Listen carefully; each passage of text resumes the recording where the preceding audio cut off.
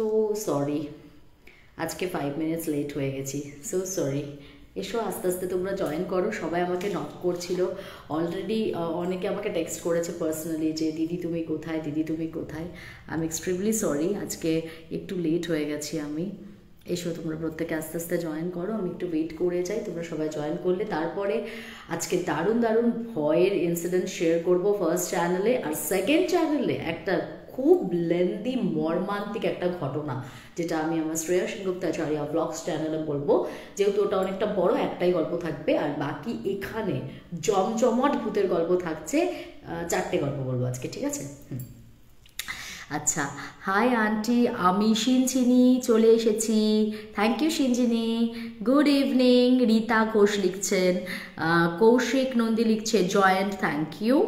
আচ্ছা, শিল্পা লিখছে দেরি হলো। হ্যাঁ রে বাবু, আজকে আমার একটু লেট হয়ে গেছে। আসলে সকাল থেকে উঠে আমার এক প্রস্থ কাজ লেগে যায়। মানে আজকে অনেক আর্লি উঠেছি, আজকে প্রায় 8:30 অনওয়ার্ডস। মিকো ইভানের যে নতুন স্কুল, ওদের এই next week onwards school start হয়ে যাবে। তো ওদের আজকে ফার্স্ট একটা সেই ইন্ট্রোডাকশন পিটিএম হয় না টু স্কুল, তো ওইটা একটা ছিল। স্বাভাবিকভাবে ওদেরকে আমি এখানে গ্যারেজ করে শুভেন্দুর কাছে গেছিলাম। তো আজকে বুকস দিল, তারপর ধরো ড্রেস কালেক্ট করলাম, মানে অনেক টাইম লেগেছে।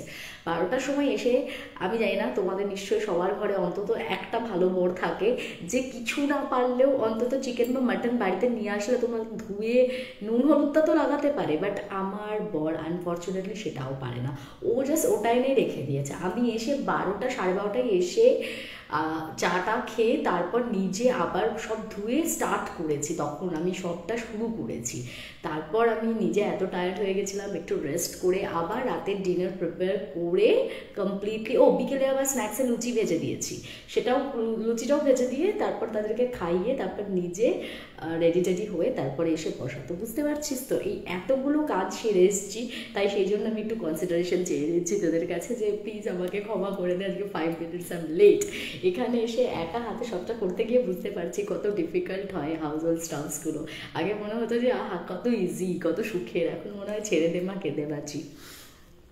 আচ্ছা, 11-এর ফাইনালের সব পড়া শেষ করে চলে এসেছি। Very good, very good Sinjini. আমি এই জন্যই তো তোমাকে এত ভালোবাসি যে তুমি কিন্তু না পড়া কমপ্লিট করে আমার লাইভ দেখতে বসো না, তুমি তোমার সমস্ত এক্সামের পড়া কমপ্লিট করে তারপর আমার লাইভ জয়েন করো। তো এটার জন্য তোমাকে অনেক আদর, অনেক ভালোবাসা মা, ভালো থাকো আর খুব ভালো করে পরীক্ষা দাও। আচ্ছা, মেয়েদের কাজের শেষ নেই, ঠিক বলেছ। বেশ, আমি এবার আজকে যেটা প্রথম দেখাবো তোমাদেরকে সেটা বলি। তোমরা সবাই দেখতে পাচ্ছ এবং বুঝতেও পারছো যে আজকে কিন্তু আমি প্রতিদিন যে নুড শেডের লিপস্টিকটা ইউজ করি তার থেকে একটু ডিফারেন্ট একটা কালার ইউজ করেছি। যদিও শেডটা যদি বলো খুব গ্লসি শেড তা নয়, এটাও নুড শেডের ওপরে আছে, বাট শেডটা ডিফারেন্ট, সেটা আশা করি তোমরা বুঝতে পারছো। তো আগের দিন তো তোমাদেরকে আমি একটা হিন্টস দিয়েছিলাম, আজকে আরও ডিটেলে বলবো। সেটা হচ্ছে যে যেটা ভাবছো লিপস্টিক, এটা কিন্তু অ্যাকচুয়ালি লিপস্টিক নয়, এটা কিন্তু একটা লিপ বামের মতো বলতে পারো, যেটা তুমি যদি সবসময় ঠোঁটে ইউজ করো, কেমিক্যাল লিপস্টিক্স ইউজ করলে যেরকম আরও ঠোঁট কালো হয়ে যাবে, তোমার স্কিনটা খারাপ হয়ে যাবে, উল্টে এটা এত রকমের হার্বস দিয়ে তৈরি হয়েছে যে তোমার লিপসের মধ্যে যদি কোনো ব্ল্যাক প্যাচেস থাকে সেটা একদম আস্তে আস্তে আস্তে আস্তে ক্লিয়ার হয়ে যাবে। প্লাস আরেকটা যেটা হবে যে একটা তুমি সারাদিন ওই বাম ইউজ করলে, যে বা পেট্রোলিয়াম জেলি আমরা থ্রু আউট দ্য শীতকাল অনেকে ইউজ করে থাকি, তো এইগুলোর বদলে এটা ইউজ করলে একটা ময়েস্ট টেক্সচার, ভীষণ ক্রিমি একটা ব্যাপার আছে। তো আমার তো ভীষণ একটা গুড ভাইবস ফিল আসছে এই লিপস্টিকের সেটটা দেখে। এবার তোমাদেরকে আমি এটা দেখাচ্ছি, এটা দেখলে আমার মনে হয় মহিলারা নিজেদেরকে রেসিস্ট করা ইটস টু মাচ ডিফিকাল্ট। তো চলো তোমাদেরকে একবার দেখিয়েই দিই। এখানে টোটাল 12 শেড আছে, ঠিক আছে? শেডগুলো তোমরা একটু ক্লোজলি আমি দেখাচ্ছি, দেখে নাও, কারণ আমি প্রত্যেকটা ইন্ডিভিজুয়ালি তো ওইভাবে দেখাতে পারবো না। এটা একমাত্র একটু ডার্ক শেড লেগেছে আমার, যেটা একদম পিওর ওয়াইন কালার লেগেছে। আদারওয়াইজ এটা আরেকটুখানি তার থেকে লাইট, একটু ব্রাউনিশ একটা কালার। বাকিগুলো কিন্তু রেডেরই যে কোনো একটা ভার্সন, মানে এটা যেমন একদম চেরি রেড, এটা একটু টিঞ্চ একটু অরেঞ্জ আর রেডের মাঝামাঝি কালারটা, এটা যেমন আবার পিওর অরেঞ্জ, এটা একটা একদম ডিফারেন্ট পিঙ্ক কালার। তো তোমরা দেখতে পাচ্ছ সবই অলমোস্ট রেডের ওপরেই আছে, এদিকে আছে রাস্ট কালার আছে, পিচ কালার আছে, মানে সবই কিন্তু নুড কালার্স। এইবার আমি একটা কথা বলি, এই যে সেটটা আমাকে পাঠিয়েছে সে তো জানে, মানে অদিতি তো জানে যে আমি নিজে ব্যক্তিগতভাবে একদম নুড শেড ছাড়া পরি না, ডার্ক শেড পরলেও সেটাও পুরো কমপ্লিট নুড হলে তবেই পরবো, সেই জন্যে ও আমাকে এটা পাঠিয়েছে। এটার কিন্তু আরেকটা ভার্সন আছে যেটা গ্লসি, ঠিক আছে, মানে যেটা কিন্তু মানে তুমি যদি অকেশনালি ইউজ করতে চাও সেটার জন্য একদম পারফেক্ট হবে। এটা ডে টু ডে যারা এভরিডে অফিস করো, মনে হয় ইচ্ছা করে একটু যে লিপস্টিক ইউজ করা যেতে পারতো, কিন্তু ভাবো যে যদি স্কিনটা খারাপ হয়ে যায় ঠোঁটের, তো সেই কারণে ভয় ইউজ করতে পারছো না, তাদের জন্য বলছি একদম দেরি না করে চটপট এরকম একটা সেট কিন্তু বাড়িতে নিয়ে রাখতে পারো, রেগুলারলি ইউজ করলে উল্টে তোমার ভালো হবে। এইরকম আশ্চর্য জিনিস কিন্তু খুব দরকার ছিল আমাদের মেয়েদের।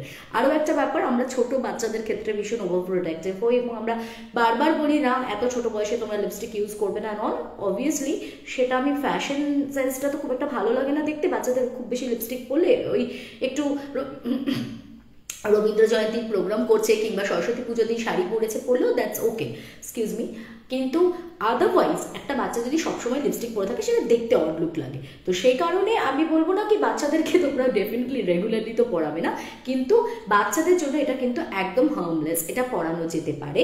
এবং বাচ্চাদের আমরা যখন প্রোগ্রামের দিনে অ্যানুয়াল ফাংশন আছে বা স্কুলে কোনো নাচের অনুষ্ঠান করছে তখন কিন্তু এই লিপস্টিকগুলো ইউজ করো, এটা একদম 100% সিকিউর ফর কিডস। আর বড়রা তো রেগুলারলি এটা ইউজ করতেই পারে, ও দাওয়া রাখছে যে এটা রেগুলারলি ইউজ করলে উল্টে তোমার স্কিনটা আরও হেলদি হয়ে যাবে। আর এটাতে তোমরা অনেকে জিজ্ঞেস করতে পারো যে কি কি আছে, প্রথমেই বলি আমি অলরেডি বলে দিয়েছি যে ওর কিন্তু প্রত্যেকটা প্রোডাক্ট অ্যাপ্রুভ প্রোডাক্ট, তো ও প্রতিনিয়ত এক্সপেরিমেন্ট করে যাচ্ছে, নতুন নতুন জিনিস নিয়ে আসছে মার্কেটে, তো এটাও একটা ওর নতুন ইনভেনশন। তার সাথে বলি এখানে যে জিনিসগুলো ব্যবহৃত হয়েছে আমি অত ডিটেলিং তো আমার কাছে নেই, but cocoa butter, almond oil, glycerine, calendula এগুলোই মানে বেসিক্স এটা, ঠিক আছে। কালার্সগুলো যদি বলি তোমরা দেখেছো যে ও আমাকে যে ওয়াইন সোপটা দিয়েছে ওটা মানে আমি যখন ইউজ করি ওটা থেকে একদম সত্যি সত্যি ওয়াইনের স্মেল আসে। তো ওয়াইনের যে কালারটা হয় যেটাতে যে কালার তোমরা দেখতে পাচ্ছ সেই কোনো একটা ভেষজ উপাদানই ব্যবহার করেছে, ফ্লাওয়ার প্যাটেলস, রোজের কালারটা থেকে কিন্তু রেড কালারটা এসছে, এরকম কোনো মানে প্যাটেলসের কালার থেকে, এখানে কিন্তু কোনো রকম কেমিক্যাল কালার্স কিচ্ছু ইউজ করা হয়নি, প্রত্যেকটা জিনিস র মেটেরিয়ালস থেকে তৈরি হয়েছে, ঠিক আছে। সো নির্দ্বিধায় ব্যবহার করা যেতে পারে। এই 12টা সেটের দাম, আচ্ছা আমি একটা জিনিস দেখিয়ে দিচ্ছি, pigmentation. Now everyone will talk about pigmentation, তো আমি জাস্ট পিগমেন্টেশনটা দেখাচ্ছি, just wow, see just wow. পিগমেন্টেশনটার জন্যই আমি ডার্ক কালার লিপস্টিকটাও পরে দেখালাম যে দেখো এটার পিগমেন্টেশন কত ভালো। মানে অনেক কেমিক্যাল মানে লিপ বামের ক্ষেত্রে আমাদের একটা প্রশ্ন থাকে তো যে এটাতে কি কালার আসবে, জাস্ট লুক অ্যাট দিস, তোমরা ওদের দেখতে পাচ্ছ। অবশ্যই নুড, আমি বারবার বলছি আমি নুড শেড ছাড়া পরি না বলেই ও আমাকে এই কালারগুলো পাঠিয়েছে, এর থেকে গ্লসি কালার্স অ্যাভেলেবেল আছে, সেটা যদি কেউ পছন্দ করো তাহলে তোমরা দেখে নিতে পারো। তো আমার যেটা মনে হয় যে এর থেকে বেশি গ্লসি আমাকে অন্তত মানাবে না, তো আমি বেসিক্যালি এগুলোই পছন্দ করি। তো তোমরা দেখতে পাচ্ছ আমি খুব লাইট হালকা করে করে ঘষলাম, তাতেই কত ভালো পিগমেন্টেশন এসছে, একদম nude nude soft soft colours এসছে, ঠিক আছে। So I just love this one. Finger টিপসে সবসময় লিপস্টিকের কালারটা ট্রাই করবে, কেননা ফিঙ্গার টিপসের কালারটা বলে যে আমাদের লিপসের কালারের সাথে অলমোস্ট যায়, তো কাজে এই কালারটা তোমার লিপসে আসবে যেটা তুমি ফিঙ্গার টিপসে অ্যাপ্লাই করে বুঝতে পারবে। So this is what I am telling. আর যেটা বলছিলাম পুরো ক্রিমি একটা টেক্সচার। হ্যাঁ, এবার যদি তুমি বলো লং লাস্টিং ম্যাট ফিনিশড যেরকম বাকি লিপস্টিকগুলো হয় সেটা কিন্তু নয়, সেটা খুবই এক্সপেক্টেড নয়। কি তোমাকে লং লাস্টিং করতে গেলে তো জিনিসটাকে তো তখন কেমিক্যালস দিতেই হবে, কাজেই লং লাস্টিং নয়। You have to carry this in your bag, তুমি যেখানে যাচ্ছ জাস্ট পুট ইট, তো তুমি হাতের কাছে রাখলে তুমি যখন খাচ্ছ খাওয়ার পরে তোমার ইচ্ছা হলে আরেকবার ওয়াশরুমে গিয়ে তুমি লাগিয়ে নাও, বা তুমি সবসময় এটা ক্যারি করতে পারো নিজের সাথে অল্টারনেটিভ টাইমসে, যখন তুমি হাতের কাছে দেখছো একটু ডাল হয়ে গেছে উঠে গেছে কিছু খেয়েছো বা জল খেয়েছো বা অনেকক্ষণ হয়ে গেছে, তুমি আরেকবার একটু লাগিয়ে নাও, কারণ স্বাভাবিকভাবেই এটা লং লাস্টিং যে হবে সেটা তো সম্ভব না, কেননা কোনো রকম কেমিক্যাল ছাড়া লং লাস্টিং লিপস্টিক তৈরি করা যায় না। তো সেই কারণেই এটা যেহেতু কমপ্লিটলি ভেষজ উপাদান দিয়ে তৈরি, কালারেশনটা খুব সুন্দর এসছে, মানে কালার তো দারুণ এসছে, পিগমেন্টেশনটা দারুণ সুন্দর। আমি অনেক কেমিক্যাল বাম্পসেরও আমি দেখেছি এরকম সুন্দর সুন্দর কালার্স আসে না। তো খুব ভালো একটা ইনভেনশন আমি বলবো, congratulation Aditi, and thank you so much.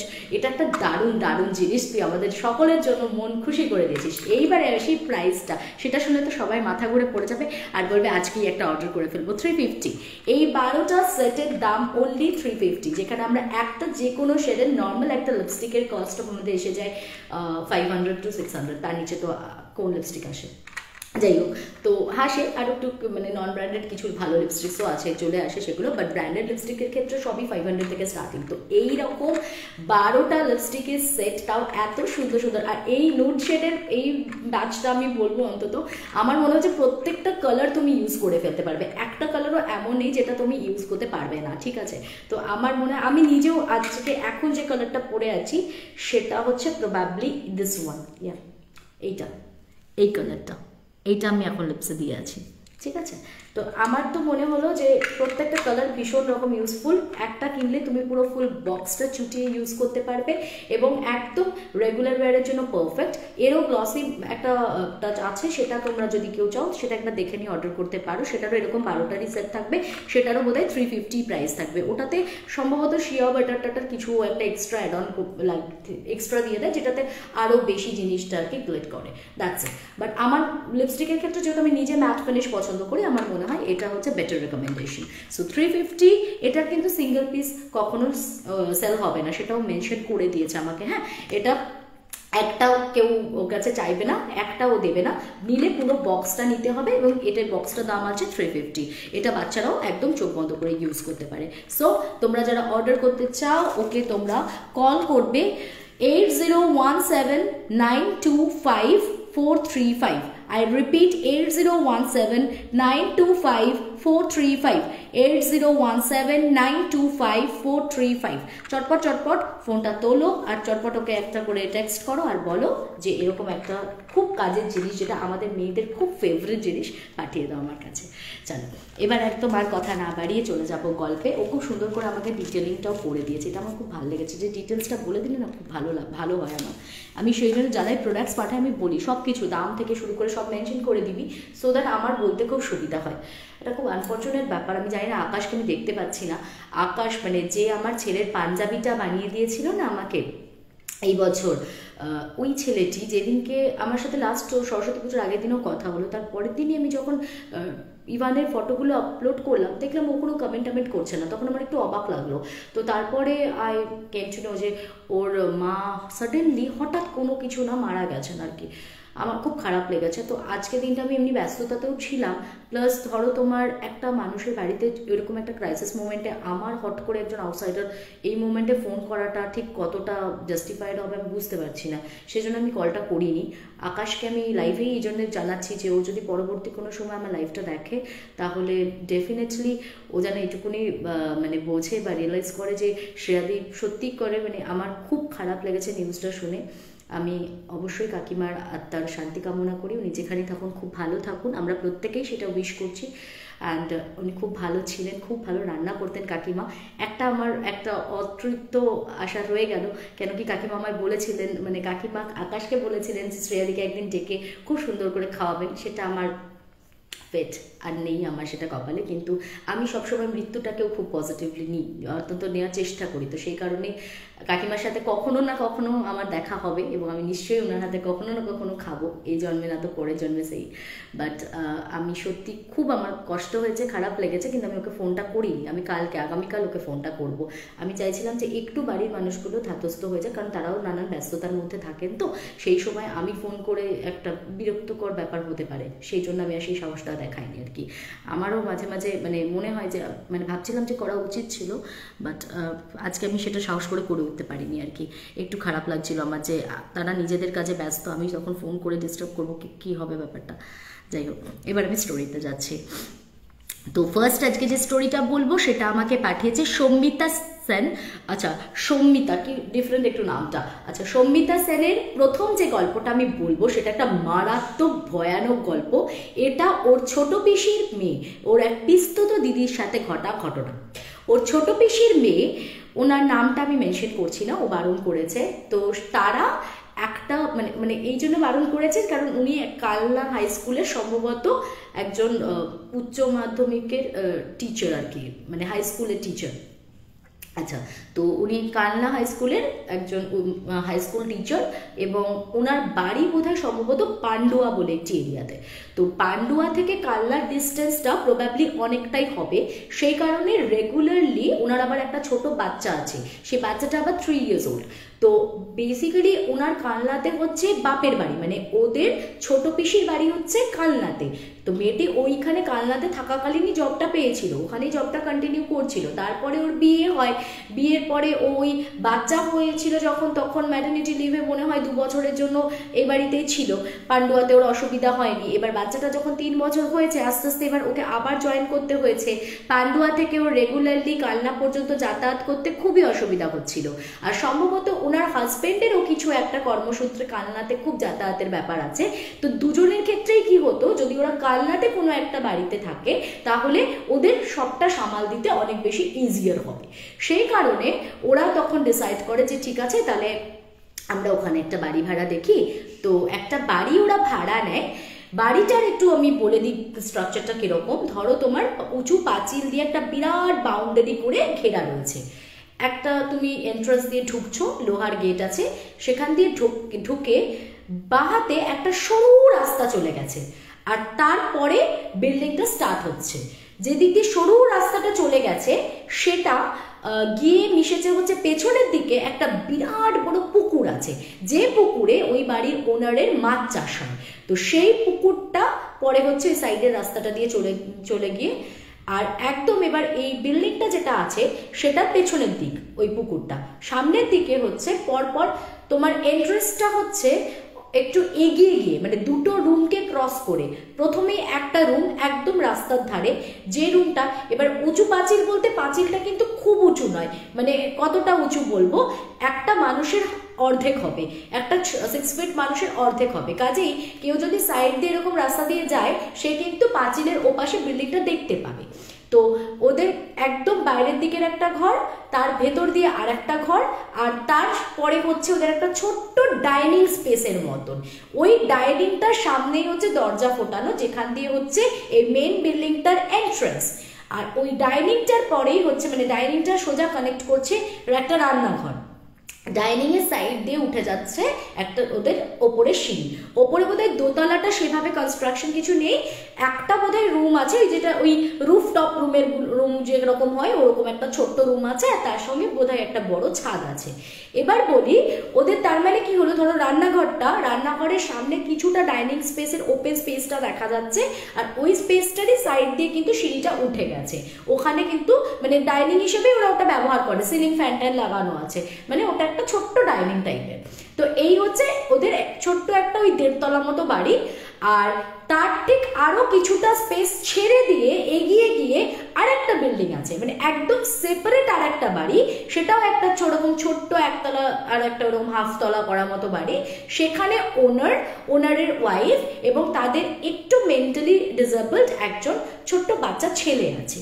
ঠিক আছে, ওই 3 জন আছে হচ্ছে ওই নেক্সট বিল্ডিংটাতে। ওরা কিন্তু এই বাড়ির সাথে সেরকম একটা টার্মস রাখে না, এবং ওটা বেশ অনেকটাই ডিস্টেন্সে, মাঝখানে অনেকটাই গ্যাপ আছে, কিন্তু গ্যাপটার মধ্যে কিছু নেই, ওই গাছ টাছ ফুল গাছ ইত্যাদি, মানে বাগান টাইপের করা আছে।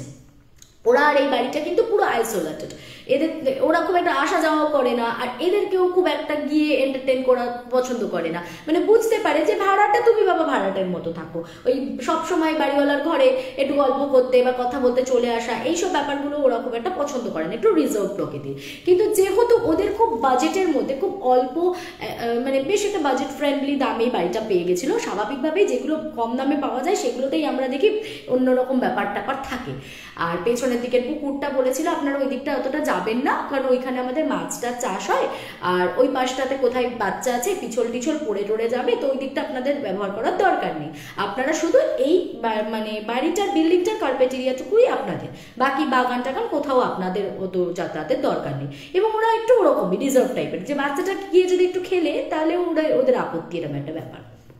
ঠিক আছে, তো এবার যথারীতি ওরা যখন দেখে যে এত কম দামের মধ্যে আর ওনার স্কুল থেকে একদম কাছাকাছি ডিস্টেন্সের মধ্যে বাড়িটা পেয়ে গেছে, ওরা ফাইনালি ডিসাইড করলো বেশ তাহলে আমরা এই বাড়িটাই নেব। তো এবার ওরা ওই বাড়িটাতে যায়, একটা ছোট পুজো টুজোও করে নিয়েছিল ওরা নিজেদের মনের তাসল্লির জন্য, তো ওরা ঢোকে ওখানে। এইবার প্রথম যে ঘটনাটা ঘটে, যে যেদিনকে ওদের বাড়িতে পুজোটা ছিল সেদিনকে আরও তো সব রিলেটিভসরা গেছিল, তাদের মধ্যে সম্মিতার বাবা মা আর ওর মেজো পিসি, এই কজন একমাত্র ওই বাড়িতে রাত্রেবেলা থেকে গেছিল। ওরা সেদিনকে চলে আসেনি, বাকি সব রিলেটিভসরা গেছে, পুজো হয়েছে, তারা চলে এসেছে, বাট সেদিনকে ওরা থেকে গেছিল। কোন নগরে 8 বছরের বাচ্চাকে কুপিয়ে খুন করেছে গো, কি মর্মান্তিক। আজকে বাবা এটা কি ঘটনা শোনালি রে? কি বলছে যে কোন নগরে আজকে 8 বছরের বাচ্চাকে কুপিয়ে খুন করা হয়েছে? ও মা গো, কি ভয়ানক। আচ্ছা, you are looking so beautiful, Sangeeta লিখছে। মানুষ কতটা ব্রুটাল না, মানুষের মানে নিষ্ঠুরতার কোনো লিমিটেশন নেই, যা ইচ্ছা তাই করতে পারে, মানুষের পক্ষে সব সম্ভব। পেপারে দেখলাম বর্ণালী দত্ত। আচ্ছা, আমার আজকে সকাল থেকে সেই অর্থে দেখা হয়নি, এত বিজি একটা শিডিউল ছিল, হতে পারে। ঠিক আছে, আচ্ছা আমি স্টোরিটাতে যাই, মাইন্ডসেটটা নষ্ট হয়ে যাবে নাহলে। বেশ, এইবার তারপর ধরো তোমার ওনারা থেকে গেছিলেন। এখন কাকিমা রাত্রের দিকে, তখন একটু শীত শীত ছিল, তো একটা ওই শাল স্টাইল করে হয় না, এক সাইড দিয়ে নিয়ে নেয়, এখানে সেপ্টেপিন পিন আপ করে, তো শাড়ি পরেছিলেন আর তার সাথে একদিকে এরকম একটা শাল এরকম সেপ্টেপিন দিয়ে লাগিয়ে নিয়েছিলেন। তো ওর বোনকে, সম্মিতার বোন আছে, তো বোনকে বলছে কাকিমা যে তুই আমার এই পিনটা খুলে দে, তো আমি খুলতে পারছি না, হাত পাচ্ছি না পেছনে। তো ওর বোন কি করে, পেছনে এখানে থেকে সেপ্টেপিনটা খুলতে গিয়ে সামা ওর হাত থেকে ওটা পড়ে যায়। এবার ও ঝুঁকে যখন সেপ্টেপিনটা তুলতে গেছে, তুলতে গিয়ে ও সেপ্টেপিনটা তুলবে বলে মানে একটু খাটের নিচটার দিকে ঢুকে গেছে সেপ্টেপিনটা, ও তুলতে গিয়ে কি হলো, ও দৌড়ে ছুটে ঘর থেকে বেরিয়ে গেল। বেরিয়ে গিয়ে বেশ কিছুক্ষণ ও বাবার কাছে গিয়ে বসে থাকলো, সেরকম কিছু একটা, আর কোনো কথা বলেনি, কাউকে কিছু বলেনি। তোর মা স্বাভাবিকভাবে সম্মিতা ওরা জিজ্ঞেস করছে যে কি ব্যাপার, তুই ওরকম দৌড়ে চলে এলি কেন রে? ওরা কিছু না, ঠিক আছে। বলছে শোন না দিদি ভাই, কালকে না আমরা আর এখানে থাকবো না, আমরা চলে যাব বাড়িতে, আমার খুব কাজ আছে, পড়াশোনার চাপ আছে, থাকবো না। তো ওরা ভাবছিল যে এসছে যখন এত দূর কালনাতে, তো একটু ওই কালনাতেও তো অনেক টুকটাক টুরিস্ট স্পট টট আছে, এদিক ওদিক ঘোরার জায়গা টায়গা আছে, তো একটু ঘুরে যাবে। কিন্তু ওরা ডিসাইড করে, মানে ওর বোন বারবার চাপ দিতে থাকে যে না আমি কালকে চলে যাই, আমরা থাকবো না। যাই হোক, ওরা আর কথা বাড়ায়নি, সে দেখা যাবে কালকে সকাল তো হোক, তখন ভেবে দেখবো বলে ওরা সেদিন রাতের মতন ঘুমিয়ে পড়ে। এইবার পরের দিন সকালবেলা সম্মিতা বলছে আমি ওয়াশরুম থেকে বেরোচ্ছি, আর আমার বাবা আর বোন দাঁড়িয়ে কিছু একটা কথা বলছিল। মানে সম্ভবত ওর বোন ওই রকম কাকুর কাছে যার পর্যায়ে জেদ করে যাচ্ছে যে বাবা বলছি না, ভালো লাগছে না আমার, তুমি বাড়ি চলো। আর কাকু সমানে বলছে কেন, তোর প্রবলেমটা কি, তুই থাক না, আর একটা দিন আমরা একটু থেকে যাই, আজকে দিনটা একটু ঘুরে নিই, তারপরে একবারে চলে যাবো, চট করে তো আসা হয় না। কাকু হট করে সম্মিতার দিকে তাকালো, তাকিয়ে কাকুর যে কি হলো, ফ্র্যাকশন অফ সেকেন্ডসের মধ্যে কি মানুষের এরকম মাইন্ড চেঞ্জ হয়ে যায়? কাকু বলো কি, না বেটা তুই ঠিকই বলছিস, চল আমরা চলে যাই, এখানে থাকার দরকার নেই। তো স্বাভাবিকভাবে ওর মা আরও খুব অবাক হয়ে যায়, বলে যে কি ঘটছে, কালকে রাত্রিবেলা হঠাৎ বোন ওরকম জেদ করা শুরু করলো যে চলে যায়, আবার বাবা তো এতক্ষণ বলছিল না ঠিক আছে একটা দিন আমরা একটু থেকে যাই, হঠাৎ করে তারই বা কি হলো, এখন মুড সুইং হয়ে গেছে এমন যে বলছে না থাকার দরকার নেই, চলে যায়। তো কাকু আর ওর বোন এত জেদ ধরলো, ফাইনালি ওদের আর সেদিনকে থাকা হয়নি, ওরা দুজন মিলে বাড়িতে চলে আসে। খালি আসার সময় ওর মেজো পিসি আর কাকু দুজনে কিছু একটা ডিসকাস করলো, তো করার পর মানে ভাই বোনে একটু সব কিছুই কথা হয়, তো কথা বলার পর জাস্ট ওর দিদিকে মানে যে ছোট পিসির মেয়ে বাড়িটা ভাড়া নিয়েছিল তাকে ওই দিদিকে মেজো পিসি বলে, শোন না বাবু এই বাচ্চাটাকে একটু চোখে চোখে রাখবি, বাড়িতে একা একা ছাড়া টাড়ার দরকার নেই। আর আরেকটা কথা, পেছনের দিকের পুকুরটা কিন্তু এমনি বিভৎস, তার মধ্যে বাচ্চা মানুষ কোথায় পড়ে টড়ে যায়, সাবধানে থাকবি, ওরা ব্যবহার করতে বারণও করেছে, দেখিস কখনো যেন চোখের অগোচরে চলে না যায় বাচ্চাটা, বলে ইত্যাদি বলে ওরা যাই হোক চলে আসে। এবার বাড়ি এসে পরে যেটা বলছে যে কাকিমা স্বাভাবিকভাবে একটুখানি গোজ মেরে এসেছে যে কি ব্যাপার হলো তোমাদের জানি না, একটা জায়গায় একটুখানি প্ল্যান করে গেলাম যে একটা দিন অন্তত কালনাতে স্টে করি, তারপরে নাই আসবো, আর তোমরা এত তাড়া দিলে কেন? তখন কাকু বলছে যে জানো কালকে রাত্রেবেলা ও আমাকে এসে একটা ভয়ঙ্কর কথা বলে, তো আমি তবু ওর কথাটা বিশ্বাস করছিলাম না, কিন্তু আমি আজকে সকালবেলা যেটা দেখলাম তারপর আমি বিশ্বাস করতে বাধ্য। না কি, কালকে যখন ওর বোন ওই সেফটি পিনটা খুলে নিচ থেকে সেফটি পিনটা তুলতে গেছে খাটের তলা থেকে, হঠাৎ করে ওর চোখটা খাটের নিচে পড়তেই ও বলছে আমি পুরো শিউরে উঠেছি। আমি পরিষ্কার দেখেছি, দেখবে খাটের তলাটা ঘুটঘুটে অন্ধকার কিন্তু হয় না, খাটের তলায় কিছু পড়ে গেলে আমরা কিন্তু মানে ডিভান যদি না হয় এমনি নর্মাল যদি খাট হয়, খাটের তলায় যদি কিছু পড়ে যায় আমরা বাকি ঘরে তো টিউবলাইট জ্বলছে, সেই আলোটাই কিন্তু পুরোটাই আলোকিত থাকে, তো কাজেই অন্ধকার হলেও আমরা পুরোটাই দেখতে পাই পরিষ্কার করে। ও পরিষ্কার নাকি দেখেছে যে একজন একটা মানে অর্ধ বার্ন্ড অর্ধ পোড়া একজন মহিলা, যার মাথার এক পাশটা দিয়ে এরকম খাবলানো কিছুটা এরকম চুলের মতন এরকম ঝুলে আছে, হ্যাঁ, আর তার চোখ দুটো খুব মানে জল জল জল জল করে জ্বলছে, সেটা এইভাবে খাটের তলায় শুয়ে আছে, মানে খাটের তলায় সে এইভাবে ঠিক তার হাতগুলো পাগুলো পুরো পোড়া, একদম মানে বোঝা যাচ্ছে যে একদম পোড়া কাঠের মতো কুচকে গেছে, এরকম মানে গলে গলে গেছে এরকম টাইপের, যেরকম একটা গলা জিনিস যেভাবে দেখতে দেখতে পাই আমরা পচে গলে গেলে, ঠিক ওরকম একটা পচা গলা হাত পাটা তার।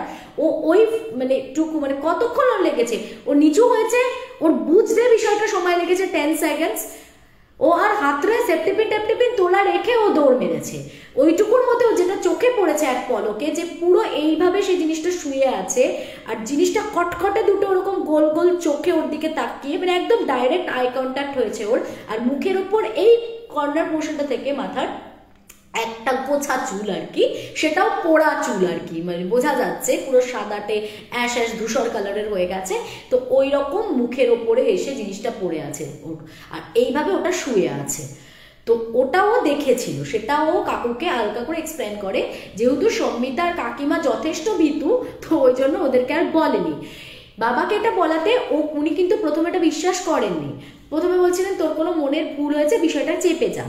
পরের দিন সকালবেলা যখন সম্মিতা ওয়াশরুম থেকে বেরিয়ে কাকুর সাথে কিছু কথা বলতে যাচ্ছিল, আর সেই মুহূর্তে কাকুর আর ওর বোনের মধ্যে বচসা হচ্ছিল, কাকু বলছে যে আমি জাস্ট তুই দরজাটা খুলে যখন ওয়াশরুম থেকে বেরোলি আমি তোর দিকে, তো একটা হয় না মানে অ্যাটেনশন তো ড্র্যাগ হবেই না, ওই দিক থেকে কেউ আসছে তো আমরা ঘুরে তাকাই না, কেউ ঘরে ঢুকলো বা বেরোলো বা কেউ দরজা খুললো আমরা খট করে আওয়াজ হলে তাকিয়ে দেখি, ওরকম বাথরুমের দরজাটা খুলে যখন ও বেরিয়েছে তাকাতেই কাকু বলছে আমি পরিষ্কার দেখতে পেলাম, মানে ওটাও খুব বেশি হলে কাকু বলছে আমি 10-15 সেকেন্ডসের মধ্যে, মানে আমার বুঝে ওঠার সাথে সাথে নিমেষের মধ্যে যেন জিনিসটা সরে গেল।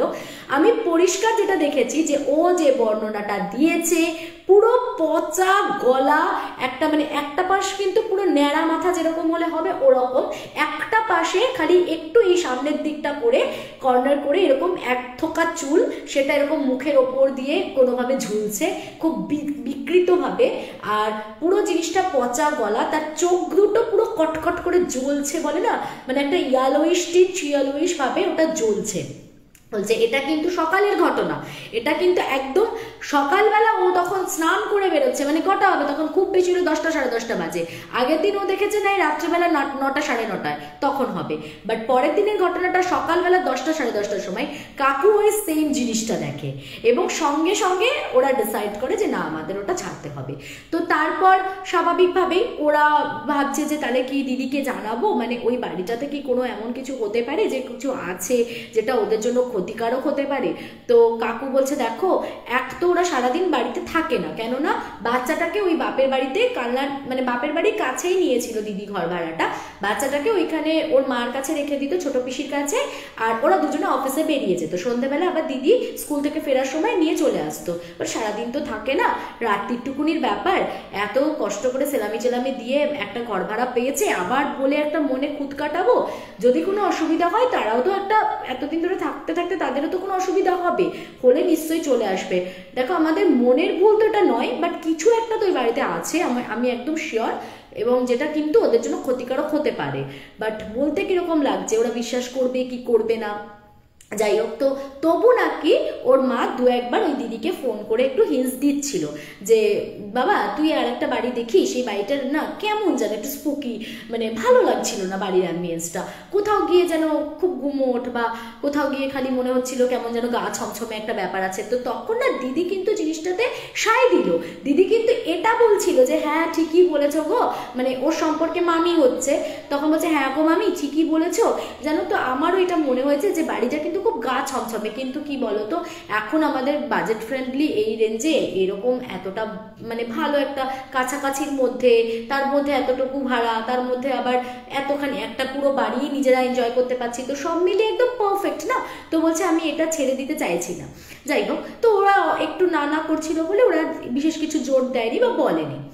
এরপর মোটামুটি সপ্তাহ খানেক কি খানিক না 2 সপ্তাহ ধরে না 15 দিন, 15 দিনের মাথায় এদের মানে কি বলতো রেগুলার বেসিস খুব একটাও যে সবসময় পিসিদের সাথে মামাদের কথা হচ্ছে এরকম ব্যাপারটা নয়, ওই আর কি মানে 7 দিনে একবার করে হয়তো ফোন আসে এরকম।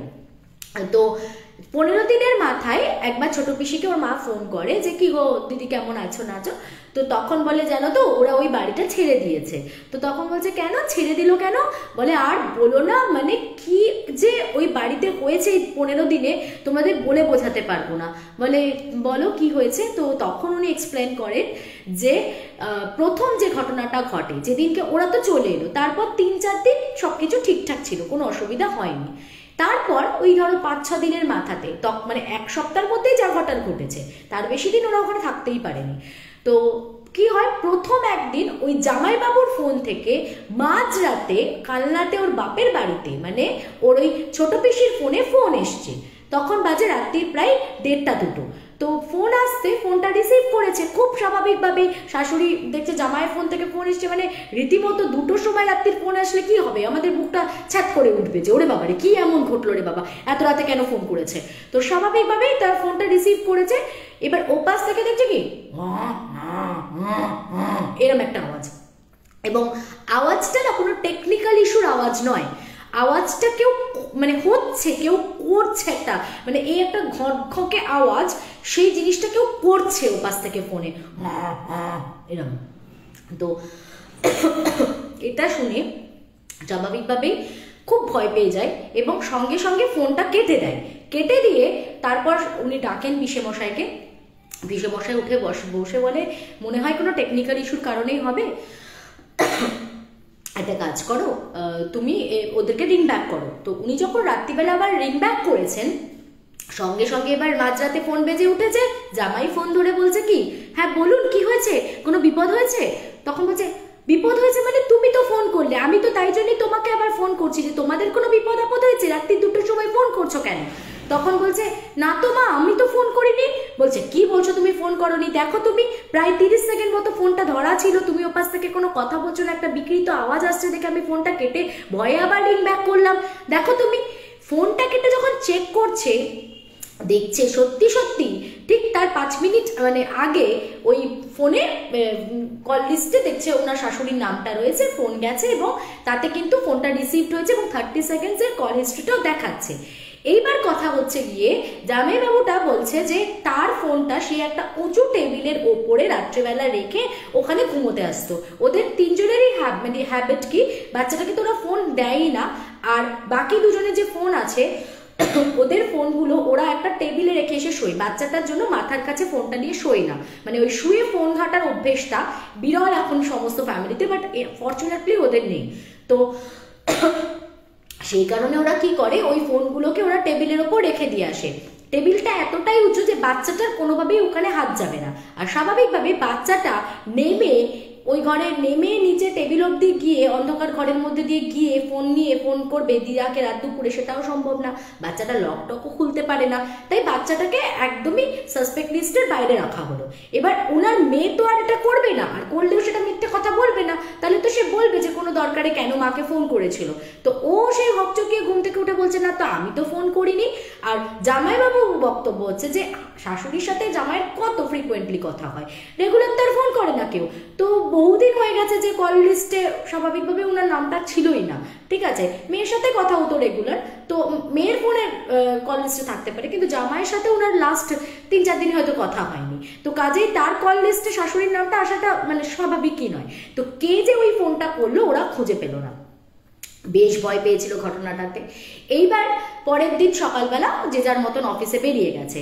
উনি আবার বিকেলবেলা একটা জায়গাতে ইংলিশ পড়াতে যেতেন, এই কাল্লার যে যার কথা বলছি, মানে ইনি স্কুলের টিচার যদিও, কিন্তু একটা ছোট্ট বাচ্চাকে ওর মা খুব রিকোয়েস্ট করেছে বলে তার বাড়িতে আবার যখন ওর হাজবেন্ড চলে আসতো বাচ্চাটাকে ওর হাজবেন্ডের কাছে রেখে দিয়ে একটু মানে সন্ধ্যের দিকে, মানে ওর হাজবেন্ড চলে আসার পর পাশেই একটা বাড়িতে উনি একটু 1 ঘন্টা 1.5 ঘন্টার জন্য যেতেন ইংলিশ পড়াতে।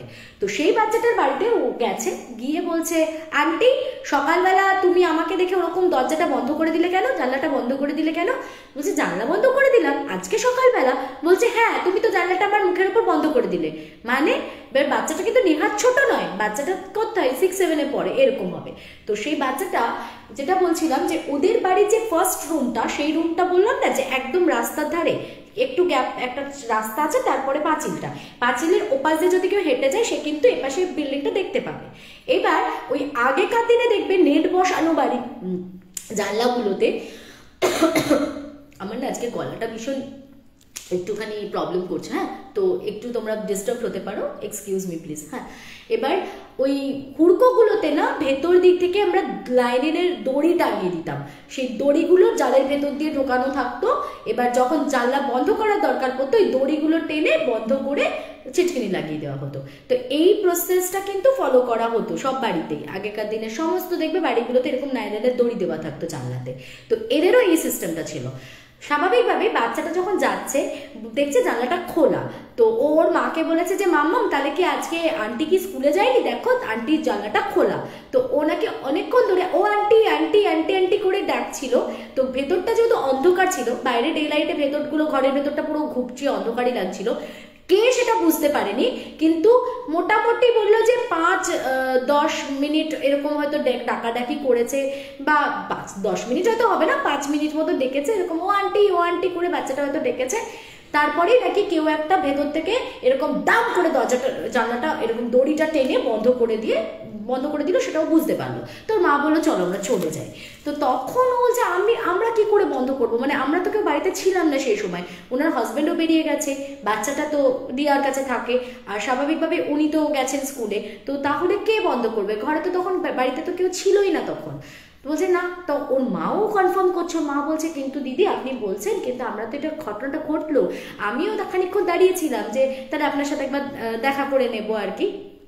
তো ওরও খুব ইচ্ছা হয়েছে একটু আন্টির সাথে দেখা করে আসবে, ও কিন্তু বেশ কয়েকবার হাঁকলো ডাকলো, তারপর আপনাদের ভেতর থেকে কোনো উত্তর এলো না, কিন্তু জানলাটা কেউ দাম করে বন্ধ করে দিল। এবার এখানে দুটো কোয়েশ্চেন আছে। 1 নম্বর হচ্ছে ওই জানলাটা প্রত্যেক দিন এমনিতেও রাস্তার ধারের ঘর বলে মানে ওই দিদিভাই কিন্তু বন্ধ করে বেরোয়।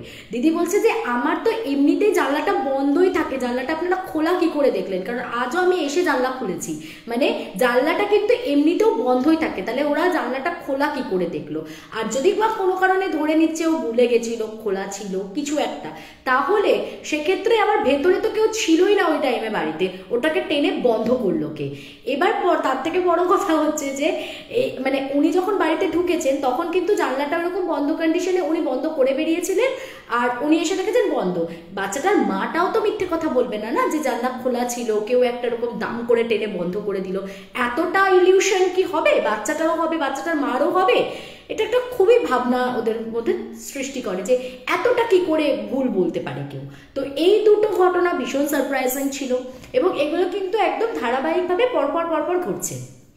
এরপর যে মেজর প্রবলেমটা শুরু হলো, ওর দিদি বলছে আমার এবার কি হলো একটা সমস্যা, আমি যখনই রান্নাঘরে যেতাম, আমি যখনই রান্না করতাম, একদিন আমার মনে আছে সেদিনকে সানডেটা পড়েছে, ওই একটা সপ্তাহে যে ওরা ছিল সেই সপ্তাহে যে রবিবারটা পড়েছে প্রবাবলি, তো সেই রবিবার দিনকে সকালবেলা ও সম্ভবত লুচি ভাজছে, বলছে আমি না লুচি ভাজছি, হট করে আমি পেছনে ঘুরলাম, আমার স্ট্রেট চোখটা গেছে হচ্ছে ওই সামনের ডাইনিং এর তোমার সিলিং ফ্যানটাতে।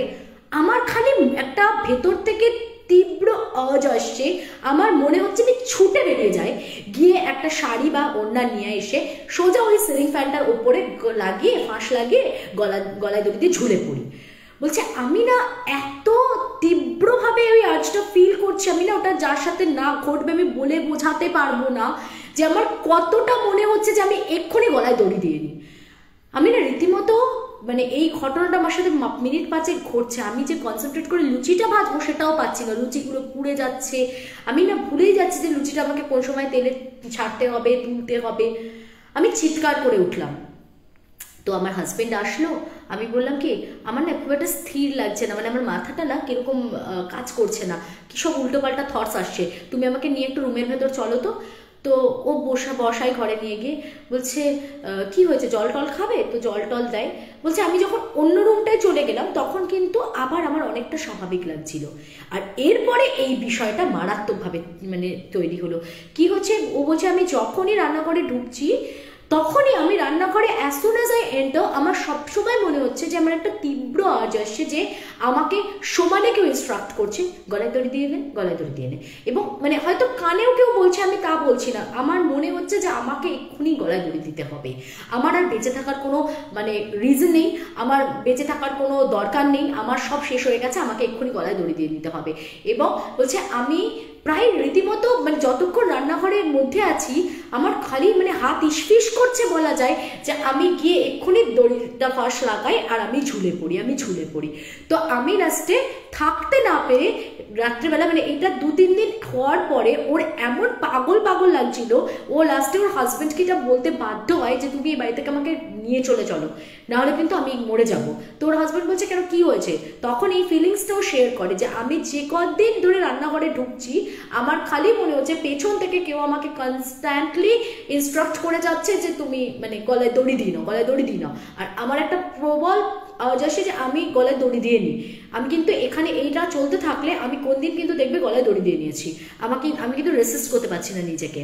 তো জিনিসটা 2-3 দিনেই যে পর্যায়ে পৌঁছেছে, এটা যদি আর 2-1 দিন আমার সাথে কন্টিনিউ হয় আমি কিন্তু জানি না আমি কি করে নিজেকে রেসিস্ট করবো। তো ওর হাজবেন্ড না পুরো থতমত খেয়ে যায় এই ব্যাপারটা শুনে যে এই আবার কি পাগলের প্রলাপ বকছে। ঠিক আছে, তো মোটামুটি এই ধরনের ঘটনাগুলোই ওদের সাথে রেগুলার বেসিসে ঘটছিল। সো ফাইনালি ওরা ডিসাইড করলো যে না, এইরকম এত প্রবলেম যখন হচ্ছে বাড়িটাতে, শুধু রিস্ক নিয়ে লাভ নেই, একটা ছোট বাচ্চাও আছে। ওরা কিন্তু কিছু দেখেনি, ঠিক আছে। এবার দিয়ে ওরা ওখান থেকে বেরিয়ে চলে আসে রাতারাতি, এবং ওই ওনার মেয়েকে আর কি, মেয়েটাকে বাচ্চাটাকে কালনাতে ওর বাপের বাড়িতেই ছিল, আর ছেলেটি পান্ডুয়া থেকে যাতায়াত করছিল ইনিশিয়ালি। তারপরে ওরা বোধহয় আবার একটা বাড়ি খোঁজটোজ করছে, কিন্তু ওই বাড়িটা ওরা ছেড়ে দেয়।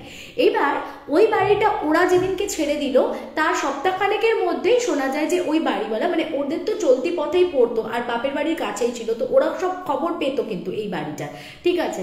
এবার যেহেতু বাড়িটা সম্পর্কে বেশ মানে বাড়িটা কিন্তু বেশ পুরনো বাড়িটা যে একদম রিসেন্ট বাড়ি তা নয়, এবং ওই যে ভদ্রলোক ভদ্রমহিলা এবং তাদের যে ওই মানে একটুখানি মেন্টালি ডিসেবল যে বাচ্চাটা, ওরা কিন্তু আগে ওই বাড়িটাতেই থাকতো, তারপরে ওরা ওই বাড়িটায় চলে যায় বাসি বাড়ি করে। তো সবাই ভাবে যে হয়তো এই বাড়িটা ভাড়া দেবে বলে সেই জন্য দিয়েছিল, তো তারপর আবার ওখানে চলে যায়।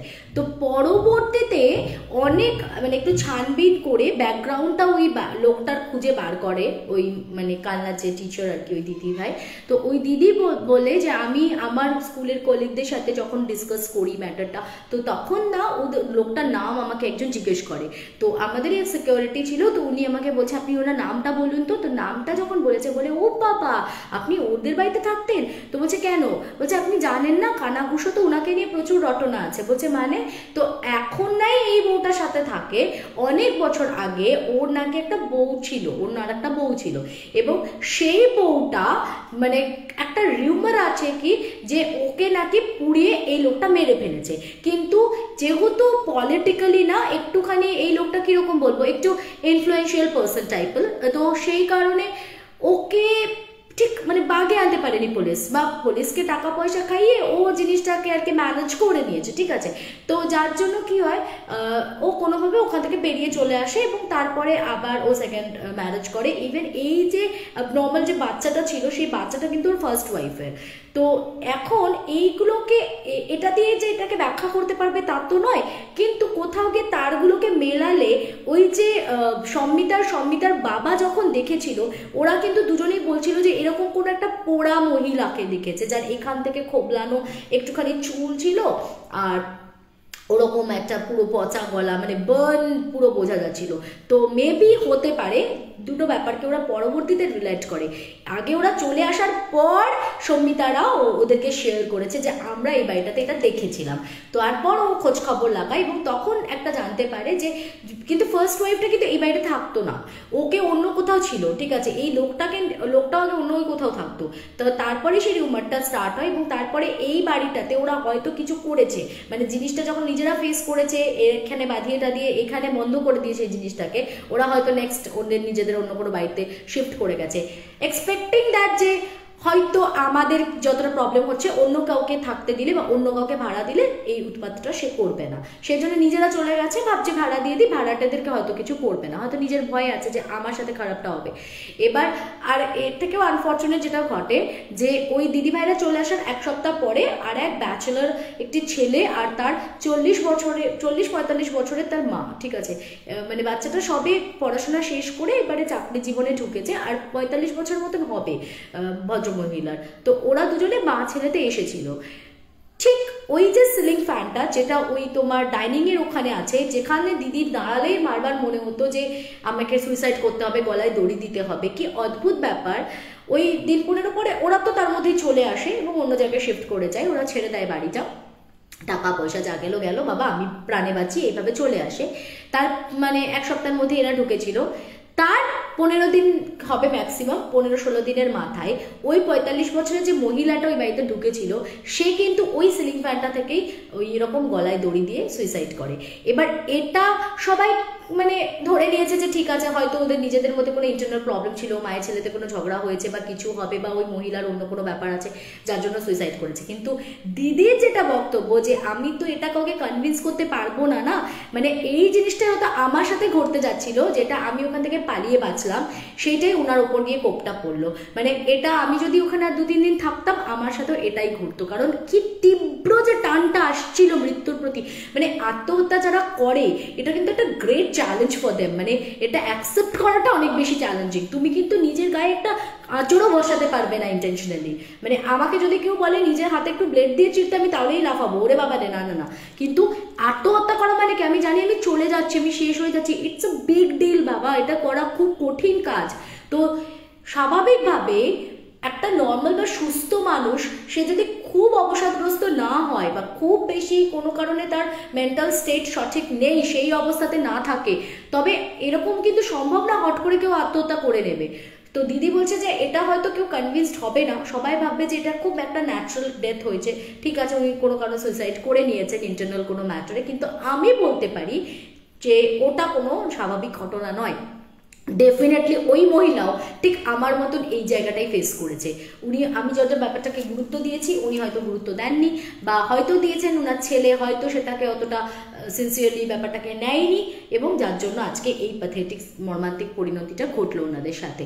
তো এটা একটা মানে খুব স্ট্রেঞ্জ, খুব অদ্ভুত একটা বাজে রকম ঘটনা। এখন ওই বাড়িটা নাকি ওই মহিলা মারা যাওয়ার পরে আর কোনো ভাড়াটে আর আসছে না, যেহেতু এরা তো ছেড়ে চলে গেল, এরা তো সেইভাবে ওই কারণও দেখায়নি যে আমরা ভয় পাচ্ছি, বা এটা তো আর বলা যায় না যে ওখানে থাকলে আমার সুইসাইড করতে ইচ্ছা করছে তাই জন্য আমি চলে যাচ্ছি।